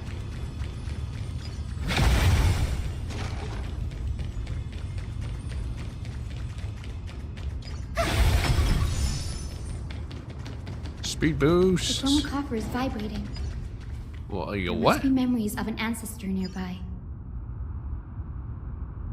Chroma coffer? You're gonna explain that? Ah, there you go. What's this? This is the divine object of the Sky People, the chroma coffer. Our ancestors dictated that when a descendant of the Skyfolk is ready to challenge Aquila again, they must first awaken the spirits of their ancestors with the chroma coffer and receive their benediction. Okay. Only after this can the chosen Skyfolk reascend to the heavens. Is it to prevent those who are not qualified from pointlessly losing their lives? So what happens if you didn't have this object? Very prudent, wouldn't you say? I have a feeling if she didn't have this object, she wouldn't be able to perform the ceremony, and therefore cannot reach Aquila, and therefore Flame Chase Journey is a mute. So, yeah. Maybe the Council of Elders ought to go after this? But I digress.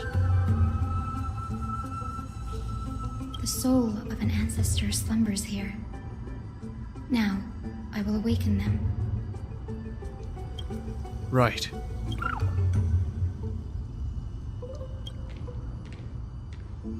I am Hyacinthia from the Twilight Courtyard, a descendant of the sky who has inherited the duty of flame chase.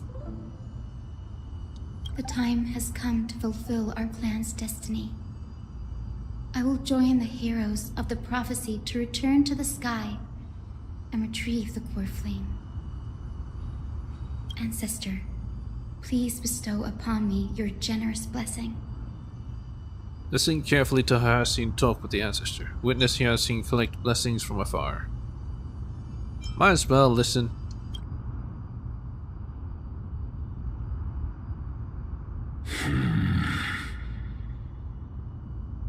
Who has awakened me? It's I, Hyacinthia. It's a ghost. A descendant of the Sky People. I apologize for interrupting your slumber. You are Lord Crispus, aren't you? I've read your story in our family tree. A judge? You were Talenton? a righteous judge who vindicated many who were wrongfully accused. I never imagined someone in this era would still remember my name. Oh, does he have a... Is he conscious of the passage of time? Anyway, how is he not, in Thanatos' embrace right about now? So, our bloodline and duty have continued to this distant age. Indeed, it has. I have awakened you in the hope of receiving your blessing. For the flame chase journey is nearing its perfect conclusion, and retrieving the core flame of Aquila is the final challenge the heroes will face. I think she just jinxed it. Perfect conclusion.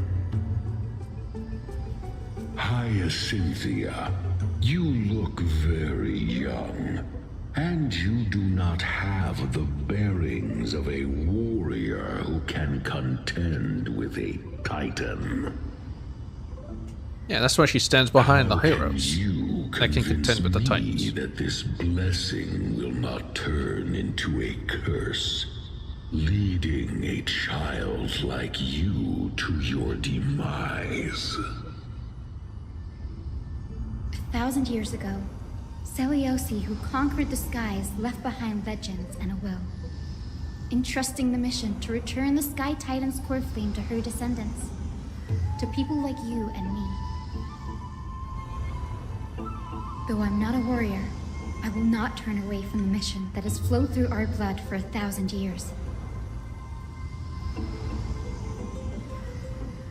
Not too sure how that's I convincing am not him. fighting alone. I have the strongest and most tenacious companions in the world.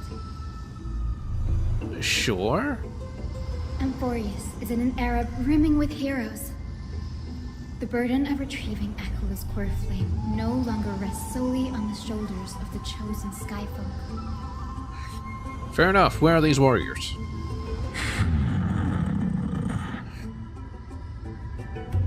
I now wield the power of healing. I aim to mend the fissures in the sky and heal the wounds of the people. Yes. I desire to define the mission of the Skyfolk in my own terms, to conclude the vigil that has spanned millennia.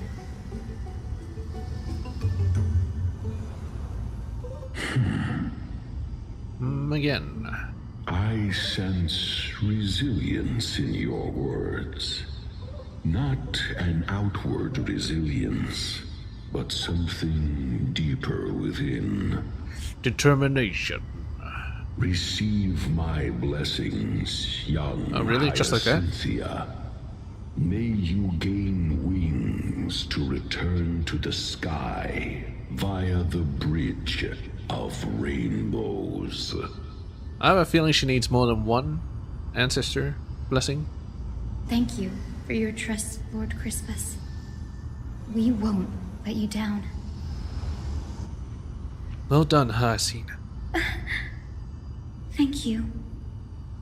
My ancestors were all pretty strong-willed people. It won't be easy convincing them. Look pretty easy to me. I've run through these upcoming conversations in my head more times than I can count. Yeah, the nerd. Looks like your efforts paid off.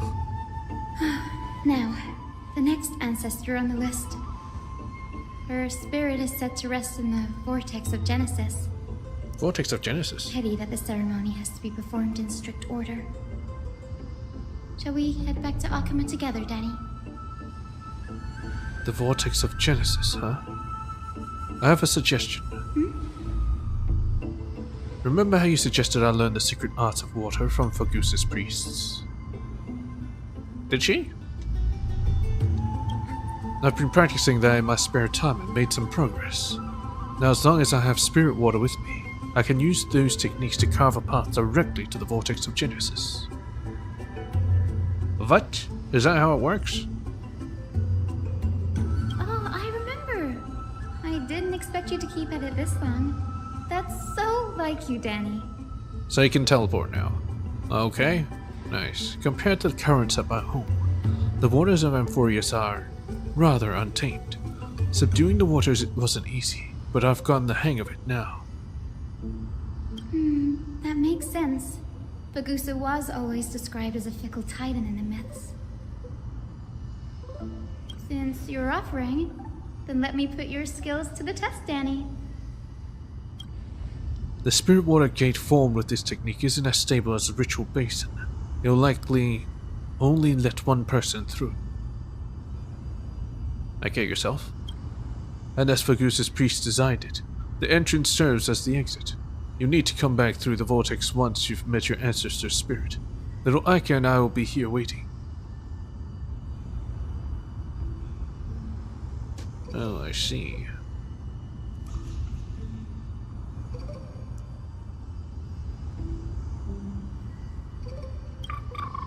Can't you, just find a basin somewhere? Yeah, there must be basins here. I'm counting on you, Danny. Under the raucous steps of their frenzied dance, the royal celebration hides the world's heartbeat. Spirit water, reveal the way. Veil of Aeronite. The Vortex of Genesis. Unbelievable. Danny is full of surprises. But this does feel way more disorienting than the ritual basin. Wait, is Lady Treeby here too? And who is that next to her? She doesn't know Cypher. I think I know who that is. Do you now? Do you have to go already, Syphy? It's been ages since you were last in Akuma. You could have taken some time to rest, and we could have caught up. That's alright, Big Sister Treeby. I've gotten used to life. Big Sister. Staying in this bustling city actually feels off. Besides, your prize student gave me an incredibly tough mission to handle. Cut Snowy some slack, Syphy. He's still so young, yet he's shouldering all the responsibilities Aggie left behind. Well, he's meant to be the world bearer. Besides, Snowy's not the kind to ask for help lightly. Since he came to you, it means you're the best person for the job. I know. You really spoil him, Big Sis Treeby. Guess I'm past the age for someone to look after me. Syphy. Just kidding. I get it. That deliverer boy does have a certain charisma about him. Charisma? It reminds me of Aglaia in her prime. Anyway, I'm about to head out. Oh, Big Sis Treeby, before I go, got a little gift for you. A letter? didn't expect you to be so thoughtful. What's in it? Not allowed to open it until I'm dead. Or something like that. That's a part of the game too. If you want to see the full picture of what's inside, you'll have to wait until nightfall. Nightfall? A gift with a mysterious twist? Seriously? Huh? Looks like we have company. It's an intruder. Baby, and this graceful lady must be Miss Cypher. I'm Hyacinthia from the Twilight Courtyard. Everyone calls me Hyacinth. Pleased to meet you. Hello, Hyacinthia. Bright and cheery as a lamp. Well, hello there, pink child. I'm Cyphera from the long-fallen city-state of Dolos. As for the rest, it's all in the history books, so I don't need to repeat it here. So, you're from the Twilight Courtyard. Does that mean... Yes, I'm a descendant of the Sky People, the Chrysos heir about to take over the authority of Sky. Whoa! That's unexpected. I figured Celiosi's descendant would be, I don't know, taller, stronger. Don't judge a book by its cover, Syphe. More Sky? As a master of Yeah, I get craft, she's the most skilled and dependable physician in all of Emporius. Don't worry, Lady Cypher. I may not be as strong and warlike as Lady Celiosi from 1,000 years ago, but I'm confident I can carry out the mission of the Skyfolk.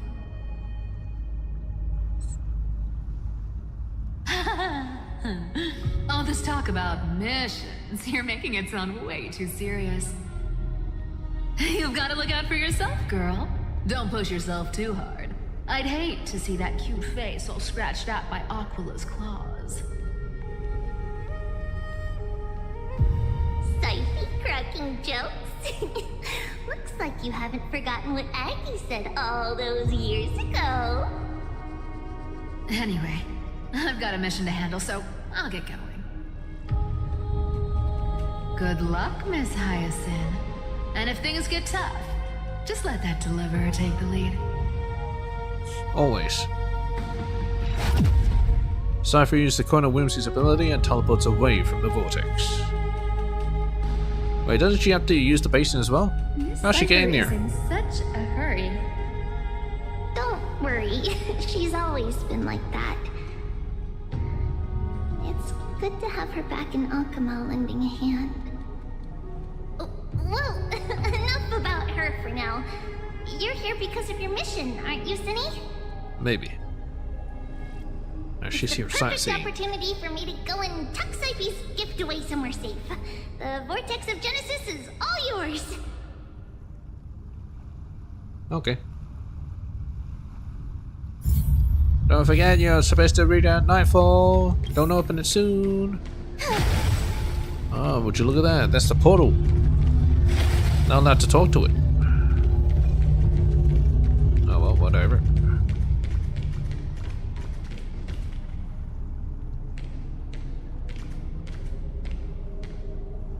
Fagusa. Jorios, Talantin. We haven't seen those. Nestia, Strife, Death, Zagreus, Aquila, Kefali, Let's have a break. Giannis,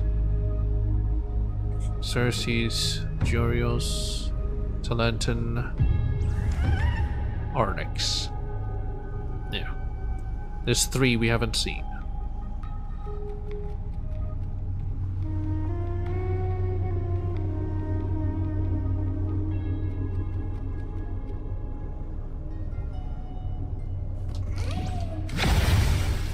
I can't remember what the other ones are.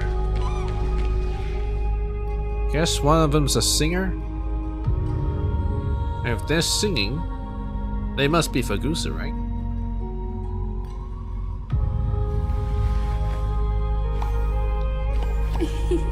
It's squishy. I will join the heroes of the prophecy to return to the sky and retrieve the core flame. I'm just trying to... Please bestow upon me your generous blessing. I'm trying to correlate the characters between this and Elysian Realm, but I'm having trouble. Skip this narration, converse with the ancestor.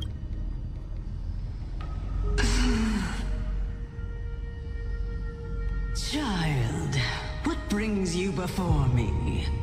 Could Is she Celios? You're a descendant of the Sky People? Why she sounds so familiar?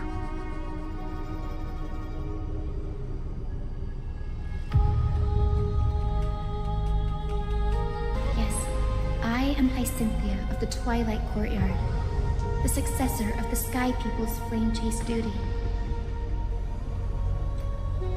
You must be General Ektra. Legend has it that during the Chrysos War, you led our people to ally with Akuma and held back the Kremnoan forces. It was your victory that earned the Sky People a place in the Holy City. Hyacinthia, you seem well versed in our clan's history. Oh, Cersei's. And this is the Vortex of Genesis? It's fucking Cersei's. It is. Look, 10 stars have already been lit. The Chrysos heir's flame chase journey is nearing its end. Are those the core flames of Fagusa and Giorios? Indeed. Does that mean Hycelans and the Mountain Dweller successfully carried out their duty? And the Mountain Dweller. As fellow Terra, pillars whatever. of Amphorius, who would have thought that Sky's duty could only be fulfilled after 1,000 years? It's because Sky shelters all beneath it. If it were to shatter, the world would fall apart with it. That's why Lady Aglaia made the core flame of Aquila the final step in our campaign. Aglaia? Is she still on the flame chase journey after 1,000 years? Not anymore, no. Unfortunately, she has recently left us. But you're right. She was indeed still guiding the Chrysos heirs forward. Incredible. That girl actually managed to endure the merciless erosion of time, and lasted for so long. Answer me, Hyacinthia. Since you recognize me, you must have also read my writings, no? Nope. Every record regarding my lineage is etched in my memory, including your words. In that case, you're probably aware of the prophecy I sought from a certain Trebios. Yes. At the end of the Rainbow Bridge, the Sky Folk will mend dusk and dawn. But unfortunately, no ancestor has ever been able to truly decipher its meaning. Okay, they'll take over Aquila's job, basically. I see. Yet, Trebios' prophecies never fail. Perhaps you'll be the one to witness its fulfillment, child. May the prophecy lead you to a gentle fate. Thank you, Lady Ektra. Whatever fate the prophecy holds, I'll face it head-on. It's only by giving everything we have that we can truly accept any outcome with a smile. Won't you agree? I like you, child. I wish this conversation could go on a little longer. Take my blessing, Hyacinthia. When I first saw you, I indeed had my doubts. But your resolve has touched me. If Sky's divinity is fated to pass on, I hope it incorporates your optimism and kindness.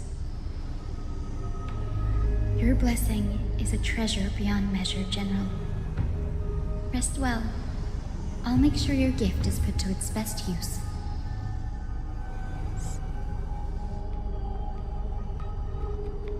General Ectra is so different from how the records described her. She's quite a gentle person. All right, time to head back to the Grove. I shouldn't keep Danny and little Ika waiting. That's fine.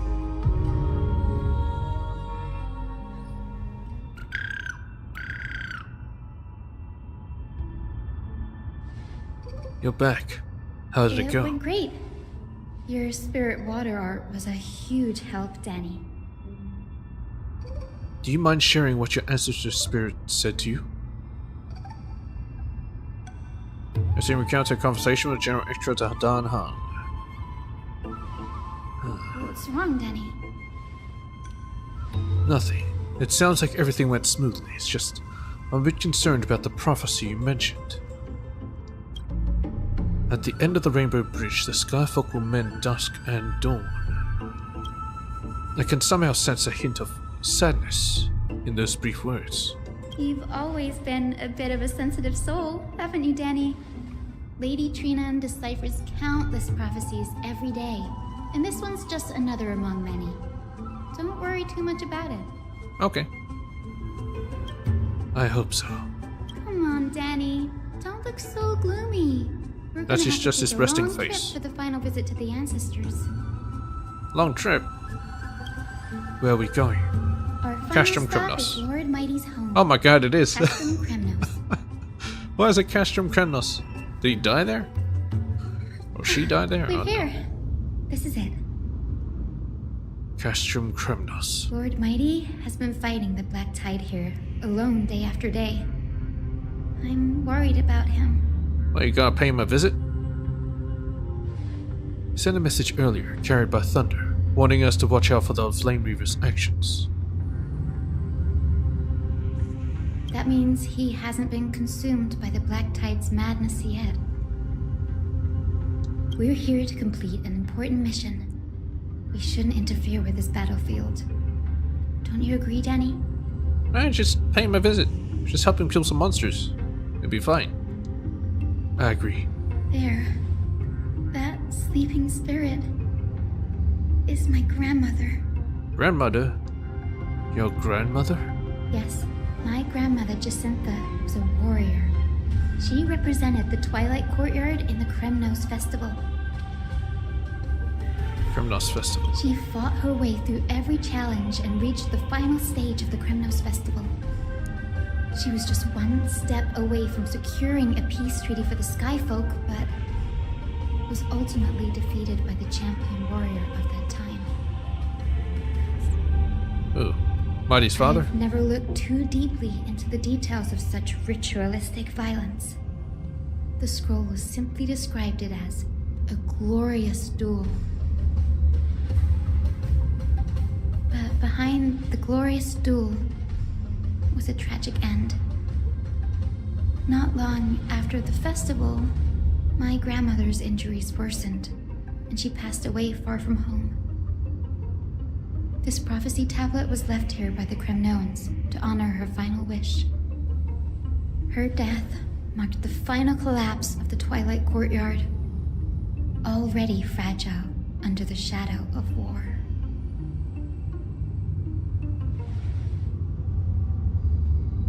And the Kremnoan warrior she fought against. It's King E. What? Lord Kratos. Was Lord Kratos. God damn.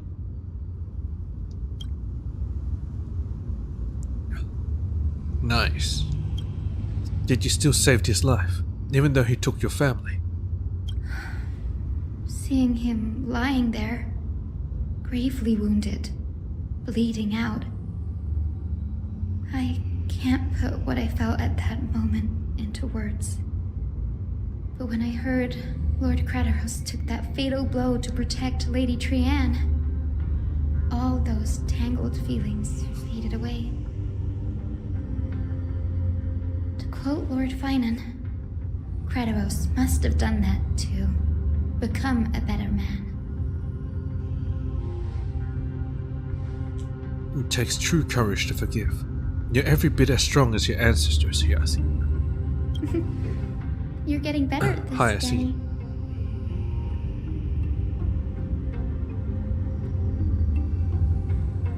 In her final diary entry, my grandmother wrote that when the moment of destiny comes, a descendant of the Sky People would deliver the message of their departure to her spirit. I wonder what she'd think when the one awaking her turns out to be her beloved granddaughter.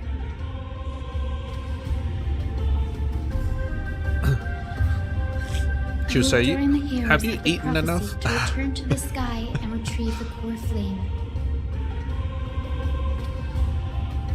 Ancestor, please bestow upon me your generous blessing. Listen carefully. Is this the world of the living?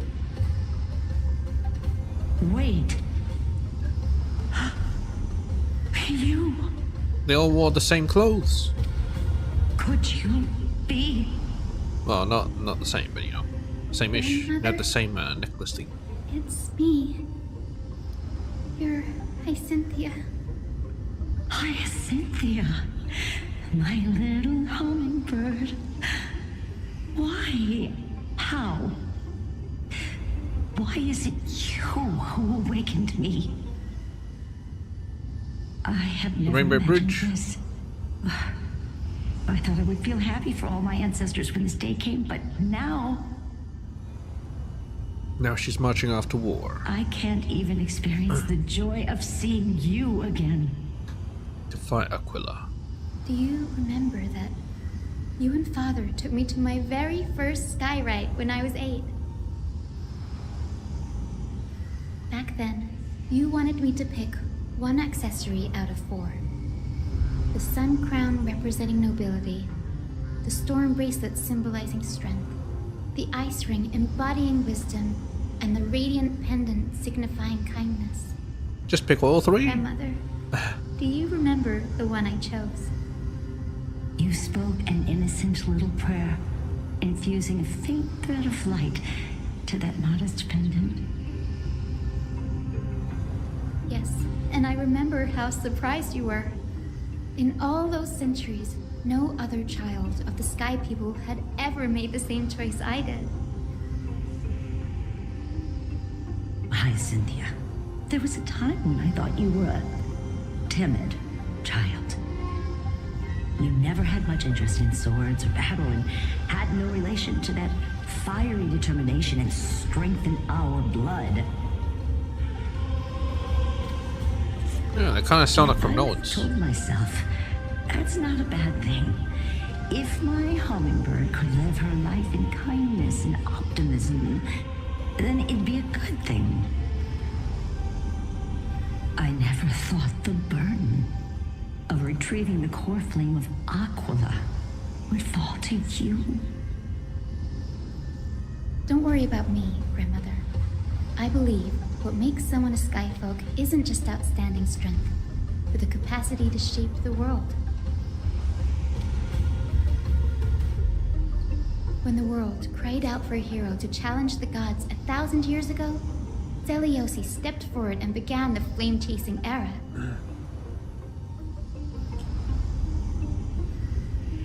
And now, as the flame chase journey nears its end, this broken world is crying out for something else.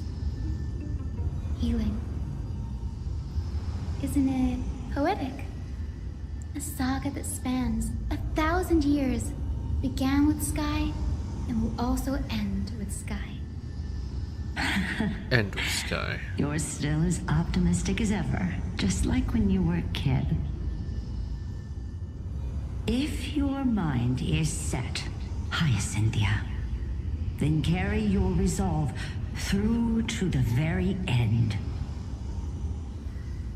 Return to the sky with my blessing. I have a feeling once she returns to the sky, she can't come back down. Threshold of salvation. Grandmother, thank you. But I have one last request. Speak, Hyacinthia. We should still have some time. Before you go, could you tell me the tale of the Sky Hero once more? Just like you used to.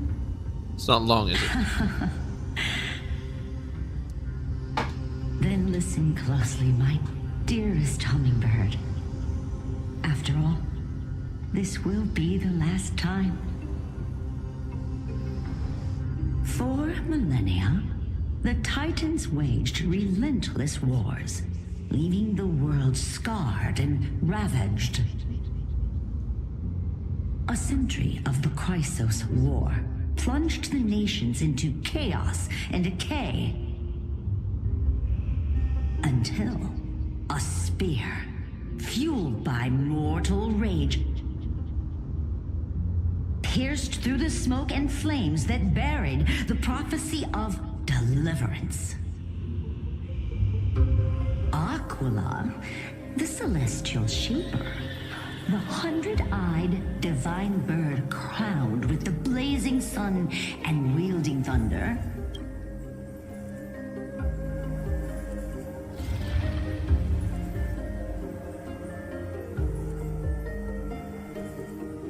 the sun and moon again. Alright.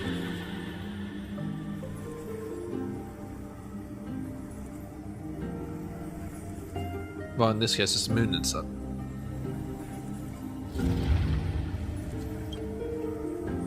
Though struck blind in 99 eyes by Nikador, they kept one eye glaring at the children of Twilight who received divine blessing, yet turned their weapons against the gods.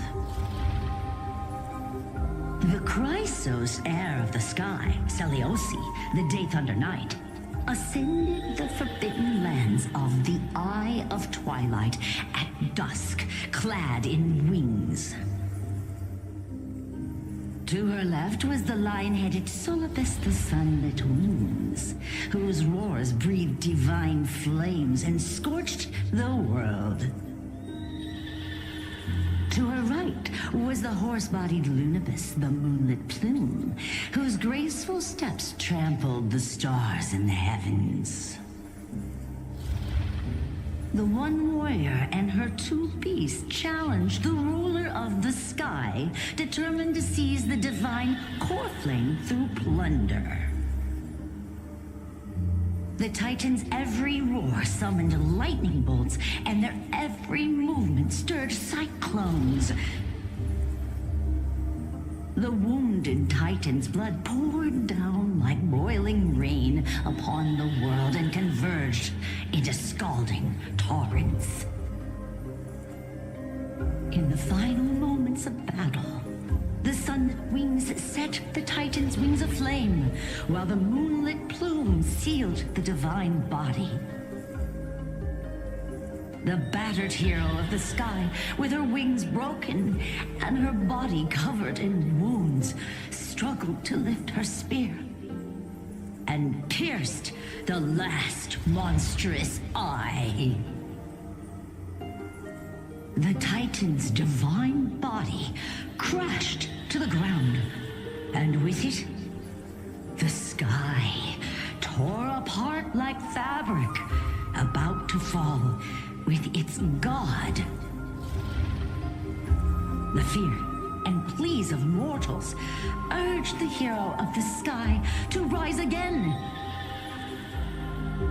Seliosi, the Day Thunder Knight, the first of the Chrysos heirs to slay a god in this world, charged into the crumbling body of Aquila with her two fearless winged companions. She merged with the Titan, holding up the sky once more, only to leave behind a powerful message for the world. So she became My descendants Aquila? will be blessed and cross the rainbow bridge back to the sky. At the end of the prophecy of Genesis, they will reclaim the core flame from my hands. God damn, we had to fight Seliosi. So she already took down Aquila. She became the A demigod. Now we gotta kill her a few days later at Dawncloud. But since she already has it, shouldn't Today's the day. prophecy be fulfilled? Wow, I didn't expect it to be so lively up here. Are these people here to send off the Chrysos heirs? Yes. There's Vinan. Let's go talk to him. Coin of Whimsy. Why am I getting so many coins of whimsies? Well, anyway.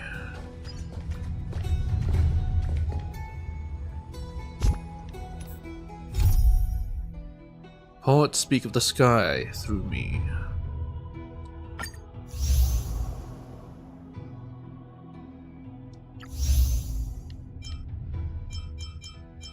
I see, so this might be the end bit. And then there might be a cliffhanger bit. I might just leave it here then. It's nice to see this. It's very good. I wish even Genshin had this. Zenless has it as well.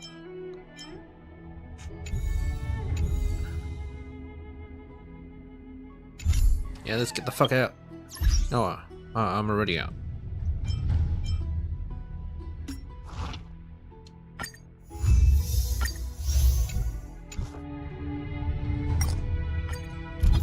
Who the fuck's using my shit?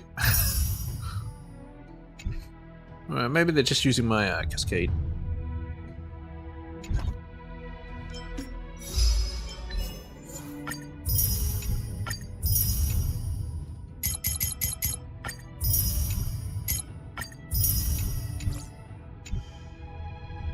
Okay, let's see what, as I've written this, new memory can be inserted.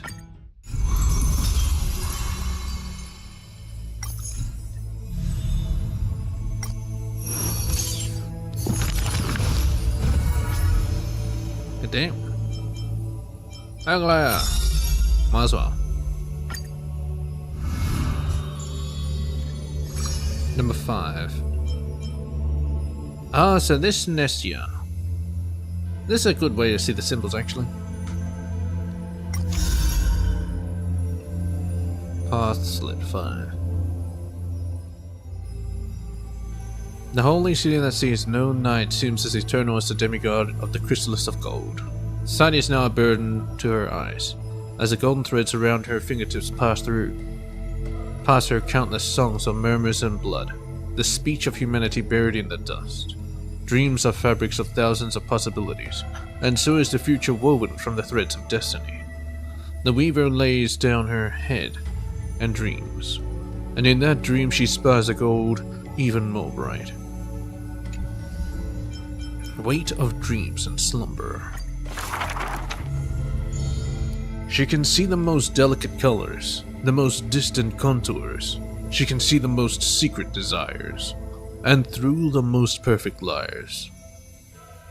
But being able to see everything is the same as seeing nothing. Countless mirages and cacophony surround her with stimuli plenty, casting her into another kind of blindness overwhelming. I get it.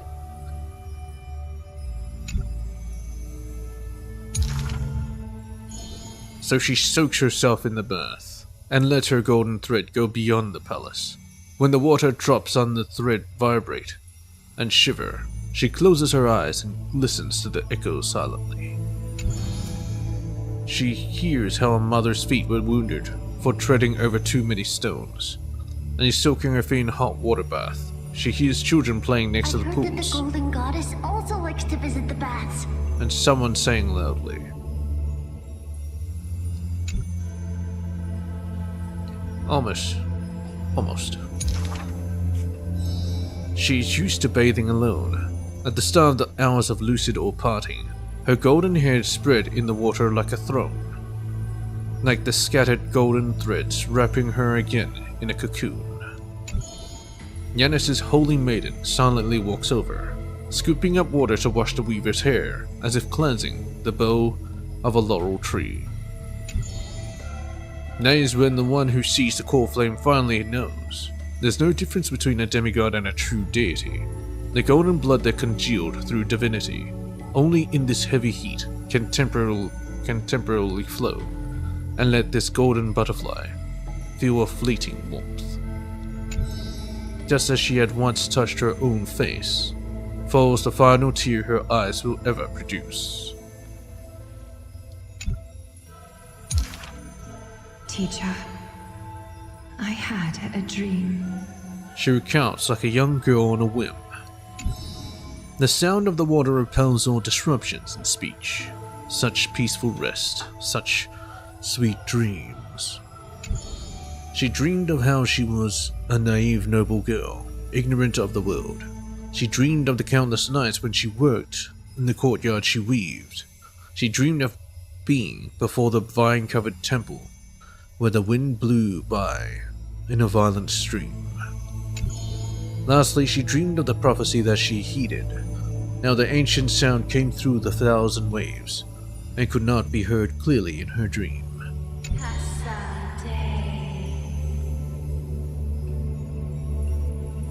Do not stare directly into the future of your people, for that blinding prophecy will burn you all.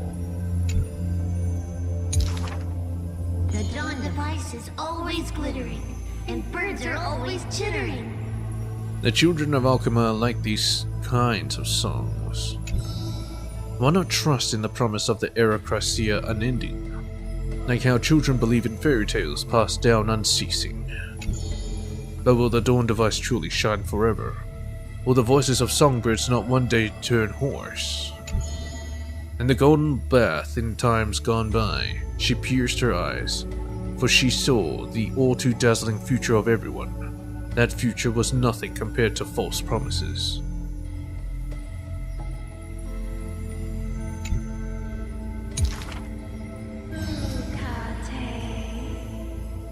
That is the price you must pay for listening to my prophecy. The gods have already determined her destiny and her passing. She knew. She has long known. The red-haired child appears worried. You are aware of everyone's fate, yet never speak of your own future. But she already knows what her future is. The child who passes along the prophecy understands that to lay such a heavy weight on one person is comparable to the dawn of the world bearing Titan's shoulders. There's only one future for silken threads. That is, to weave magnificent clothes for others.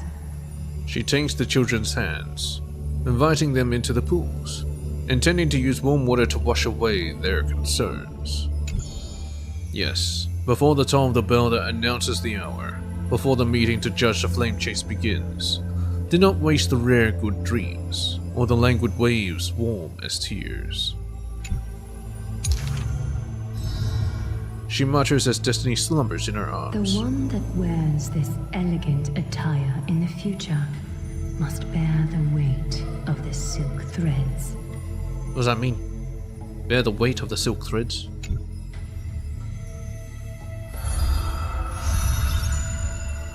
Nestia complete.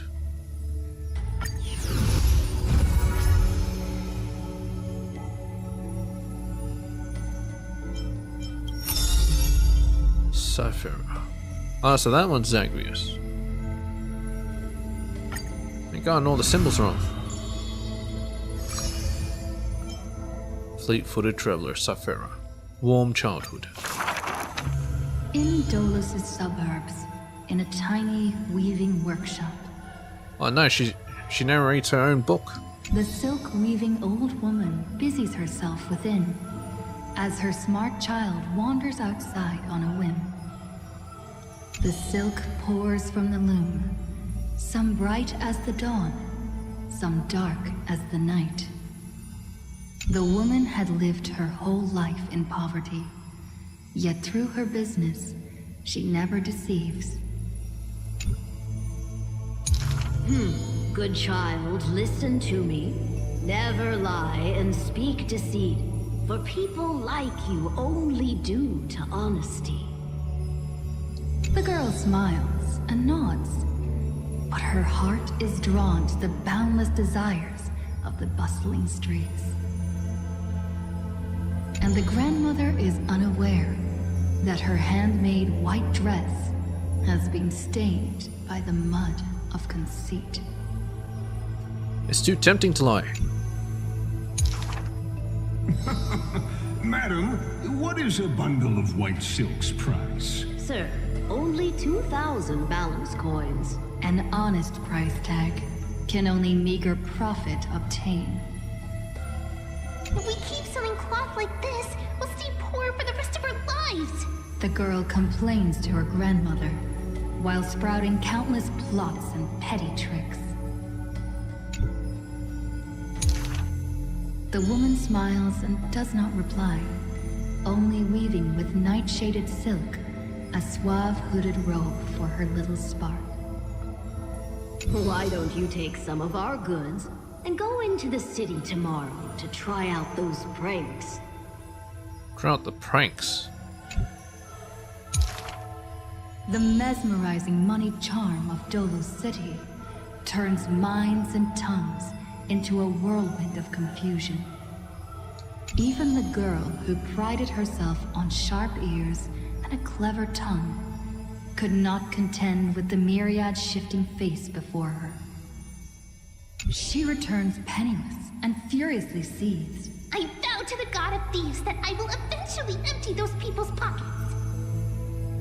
Smiling, her grandmother stops her silk work and offers some dinner with humble dish. Silly child, don't let Titans hear such vows and promises.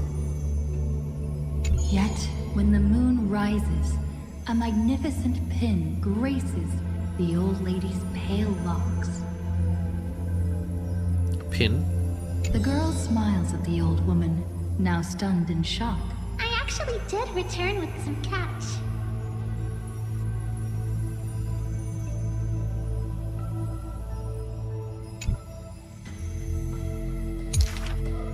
The brilliance adorning her white hair drew all eyes, and its proud original owner arrived to stake their claim. Uh-oh. Didn't hide your traces. The bet that the girl won with a brilliant trick is described as a thief's loot through lying schemes. Oh. She made a wager. The old woman in her panic shouldered the blame, confirming a sin that was but a fabrication. By Dolos's laws, we must also execute all her family! What? To protect the girl, the old woman reveals the final secret unseen. She's not my family, but just an orphan picked from the street on a whim. People thought this to be a lie, but the girl knows that her grandmother cannot deceive. Just like how she always glossed over questions about parents and kin. Oh. Yeah, she never lies. Your parents went to a city-state far away. The girl never bothered to unravel the threadbare lie. Threadbare lie.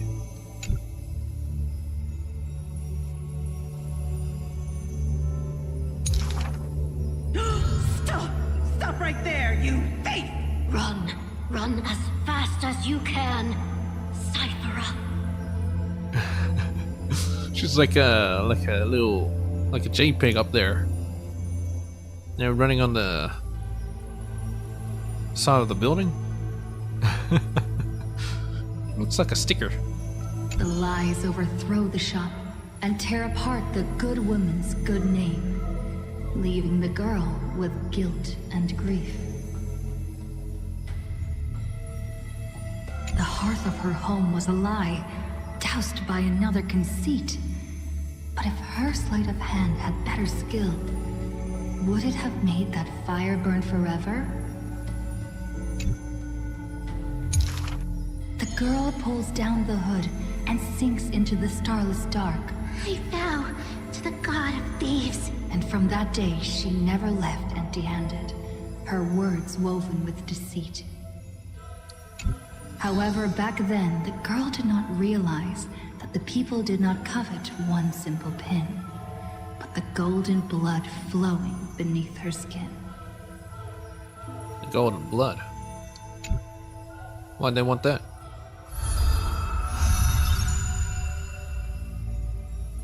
Were they cleaners?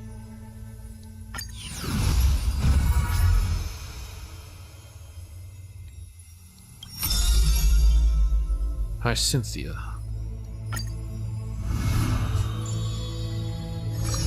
Glowing faint light. Please tell me it's also, I don't know, voiced? This world may contain thousands of ills, but the number of sufferers is countless, like ocean-going sails. Is this all supposed to be narrated by Stell? Huh. The father and daughter who inherited the sky wander this land's paths, and throughout the cities, they heal the unwell.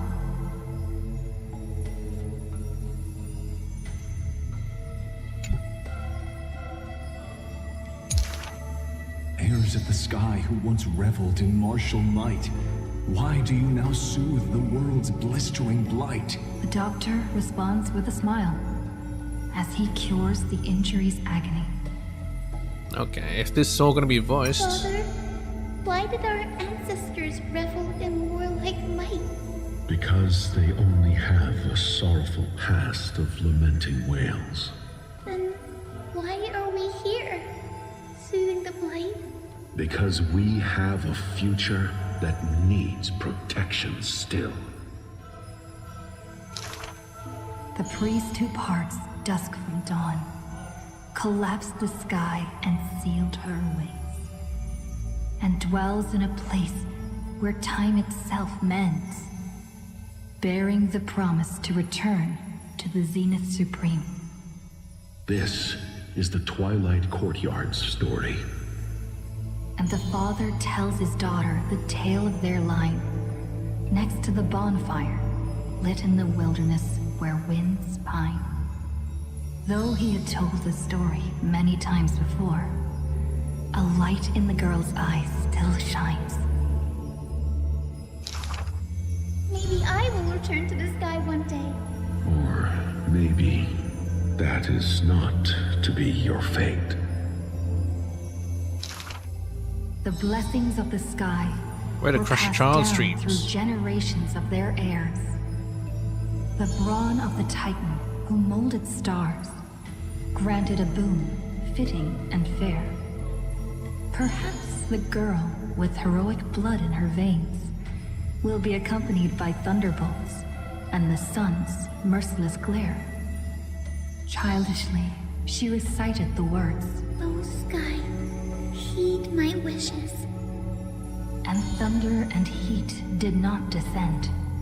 She only saw a sliver of gentle warm flare, wiping away mortal exhaustion and others' tired airs. What a gentle blessing! All said that she must be a savior saint, bringing light to the land, even if faint. But where the girl's eyes often gazed was the wine-dark sky, gloomy and bleak. The god is also sick. That grand longing to save the world may be no more than the girl's feeble dream. But her father treated it as his greatest treasure and taught her all the ways of potions and creams. That girl therefore always accompanied the gentle master of healing and repair. And she brought glowing faint light to the night, dispelling pains and mending the world's pitchy blight. Father and daughter often rested in the silent courtyard under the giant tree. Yet today, at that place, only one solitary figure can be seen. On that night, the healer spoke to a visitor throughout the night. On that morning, he bid farewell to his daughter for the first time.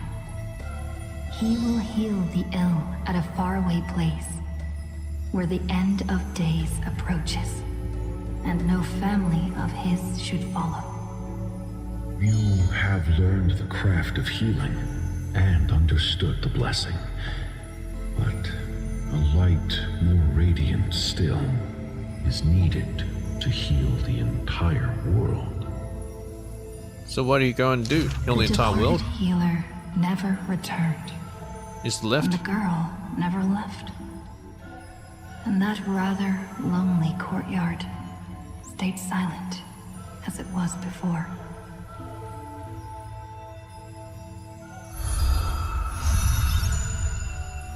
Okay.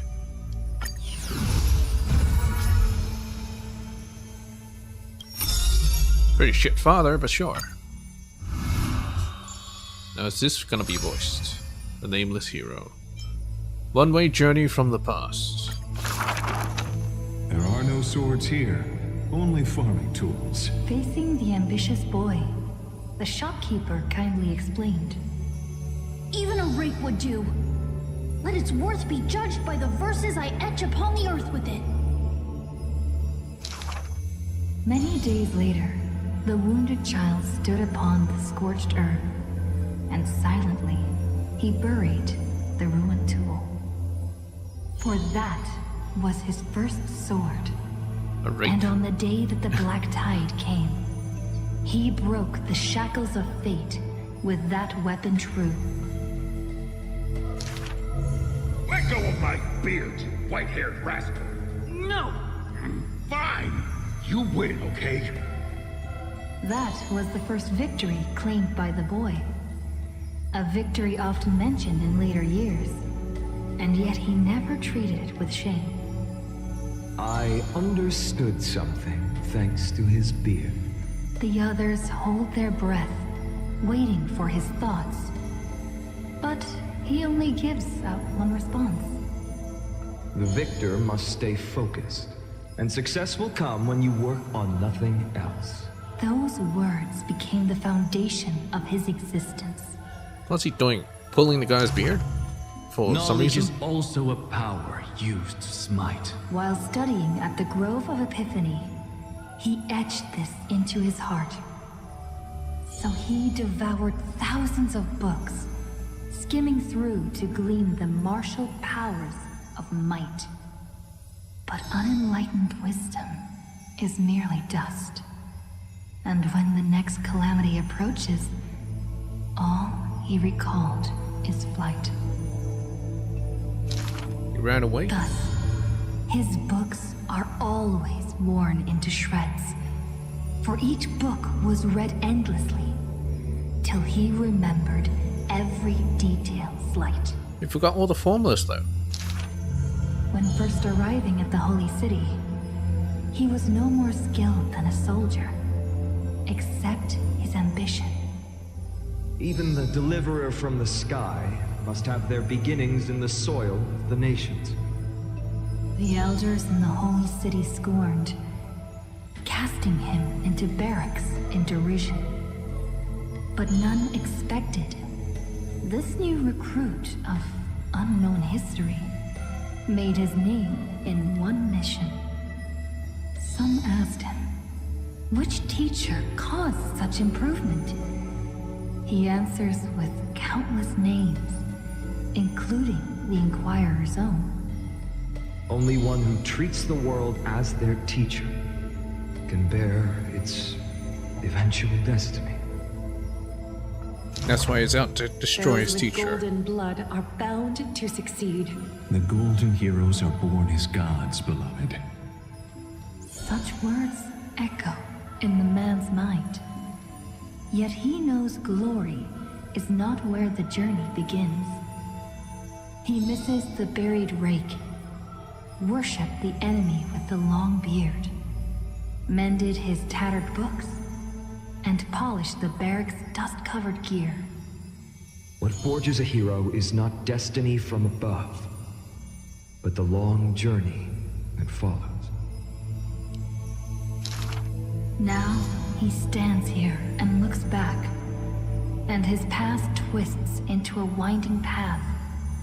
The long road to the sky stretches ahead, and towards the blazing white sun, he pens down Deliverance's name. Just search some random chest. Nice.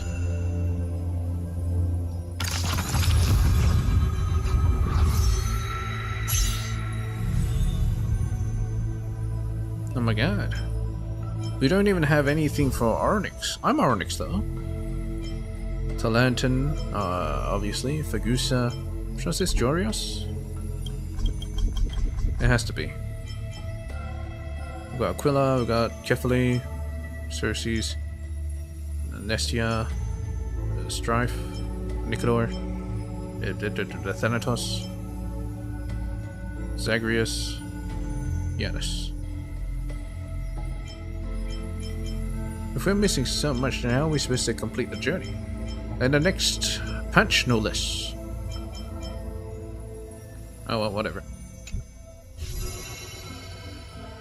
Hey, ma'am. I heard that before reaching the end of their life, the followers of Nestia would offer their most beautiful creation. What would that be for Aglaia? It'll be me, the future of the Holy City. Perhaps that is herself. In any case, it will be very romantic. I see. I like romantic stories too, but I can't quite say that what romantic really means. Maybe it's one of those things that don't need to be understood? Oh, right, Cascade. Are all the other stories you experienced on your journey the same? Or is growing more serious, never feeling at ease? That mood's inevitable. I never saw it that way. I'll do my best to avoid it.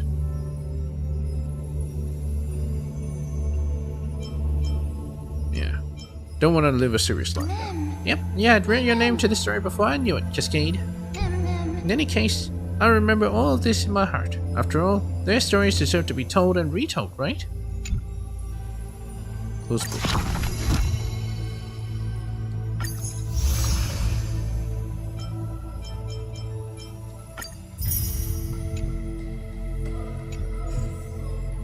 Okay. Guess that's all the time we have for today. Next time I will complete the main story.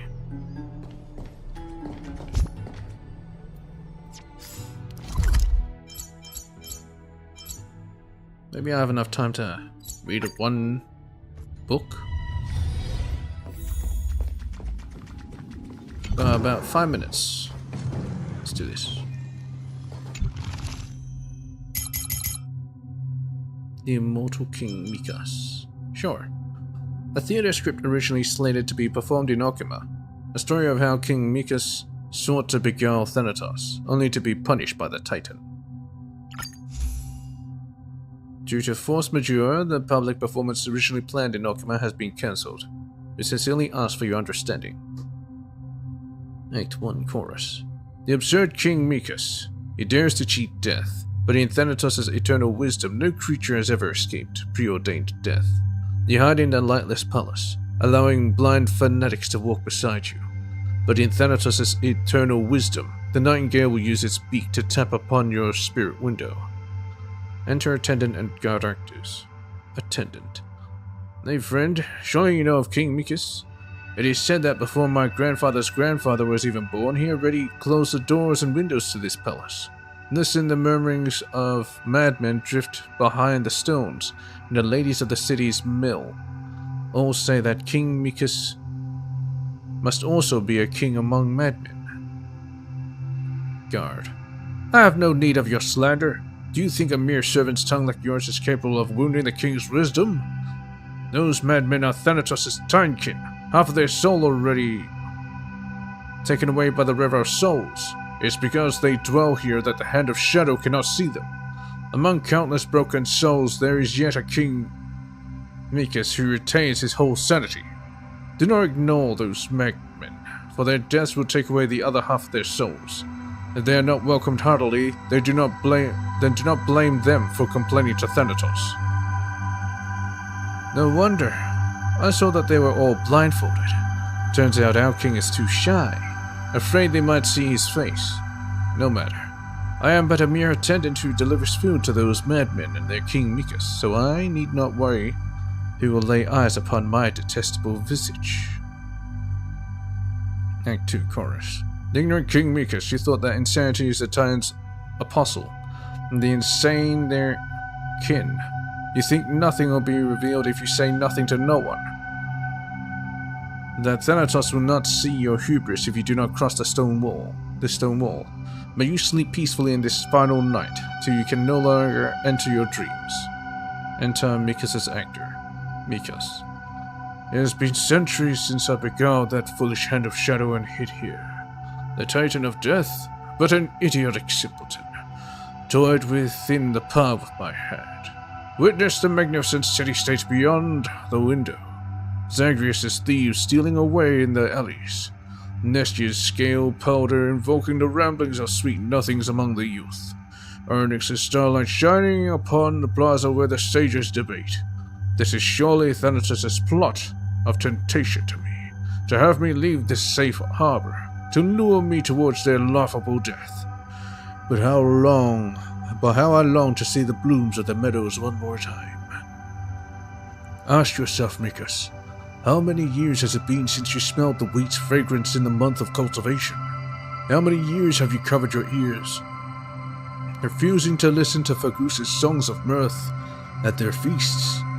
But I am afraid, whenever I hear sounds, afraid that they will see me, then regale Thanatos' ears with my stories. The youth playing the nightingale is wrapped in a black robe, rapping at the stone slab rhythmically. And what sound is this? Who dares tease? Perhaps one who exposed my scheme to the hand of shadows, asking for my death in this very spot. I humbly beseech, please frighten this pathetic king no longer. Oh no, no, do not knock on that window anymore. Act 3, Chorus. Mad King Mikas, you leave the looming stone walls, bring with you your hoarded madness. If foolishness could be brewed into fine wine, then even the chalice of plenty would applaud your folly. Alas, you are now foolhardy as a child, uncomprehending the people's mockery, incapable of avoiding the poet's clamor. A silent Mikas walks out of the palace, 10 actors pretending to be madmen following behind him. Brother, could that be our ludicrous king? Why has he blindfolded madmen in tow? As if they are his kin, wordlessly departing his own bastion. Your questions will only be met with my puzzlement. If one could answer, only Thanatos' nightingales know the truth. If I had to guess, our king could never deceive Thanatos from the start. They only took away half the king's soul, causing madness, yet never granting true death unto him. The immortal King Mikas, you will enter the withered meadows, lost among the gazes of the masses. May you delight in the treasure the Titan bequeathed you, reveling in the prize of immortality among your madness. Okay, it's a mad king. They have a lot of mad kings. Anyway. Oh my god, there's so much. I won't go through more next time. Yeah. So I guess I'll see you guys next time. It's Friday night. I guess I'll play some more Down Under as well. So if you want to catch that, I'll be there. Anyways, beach, I guess. Beach.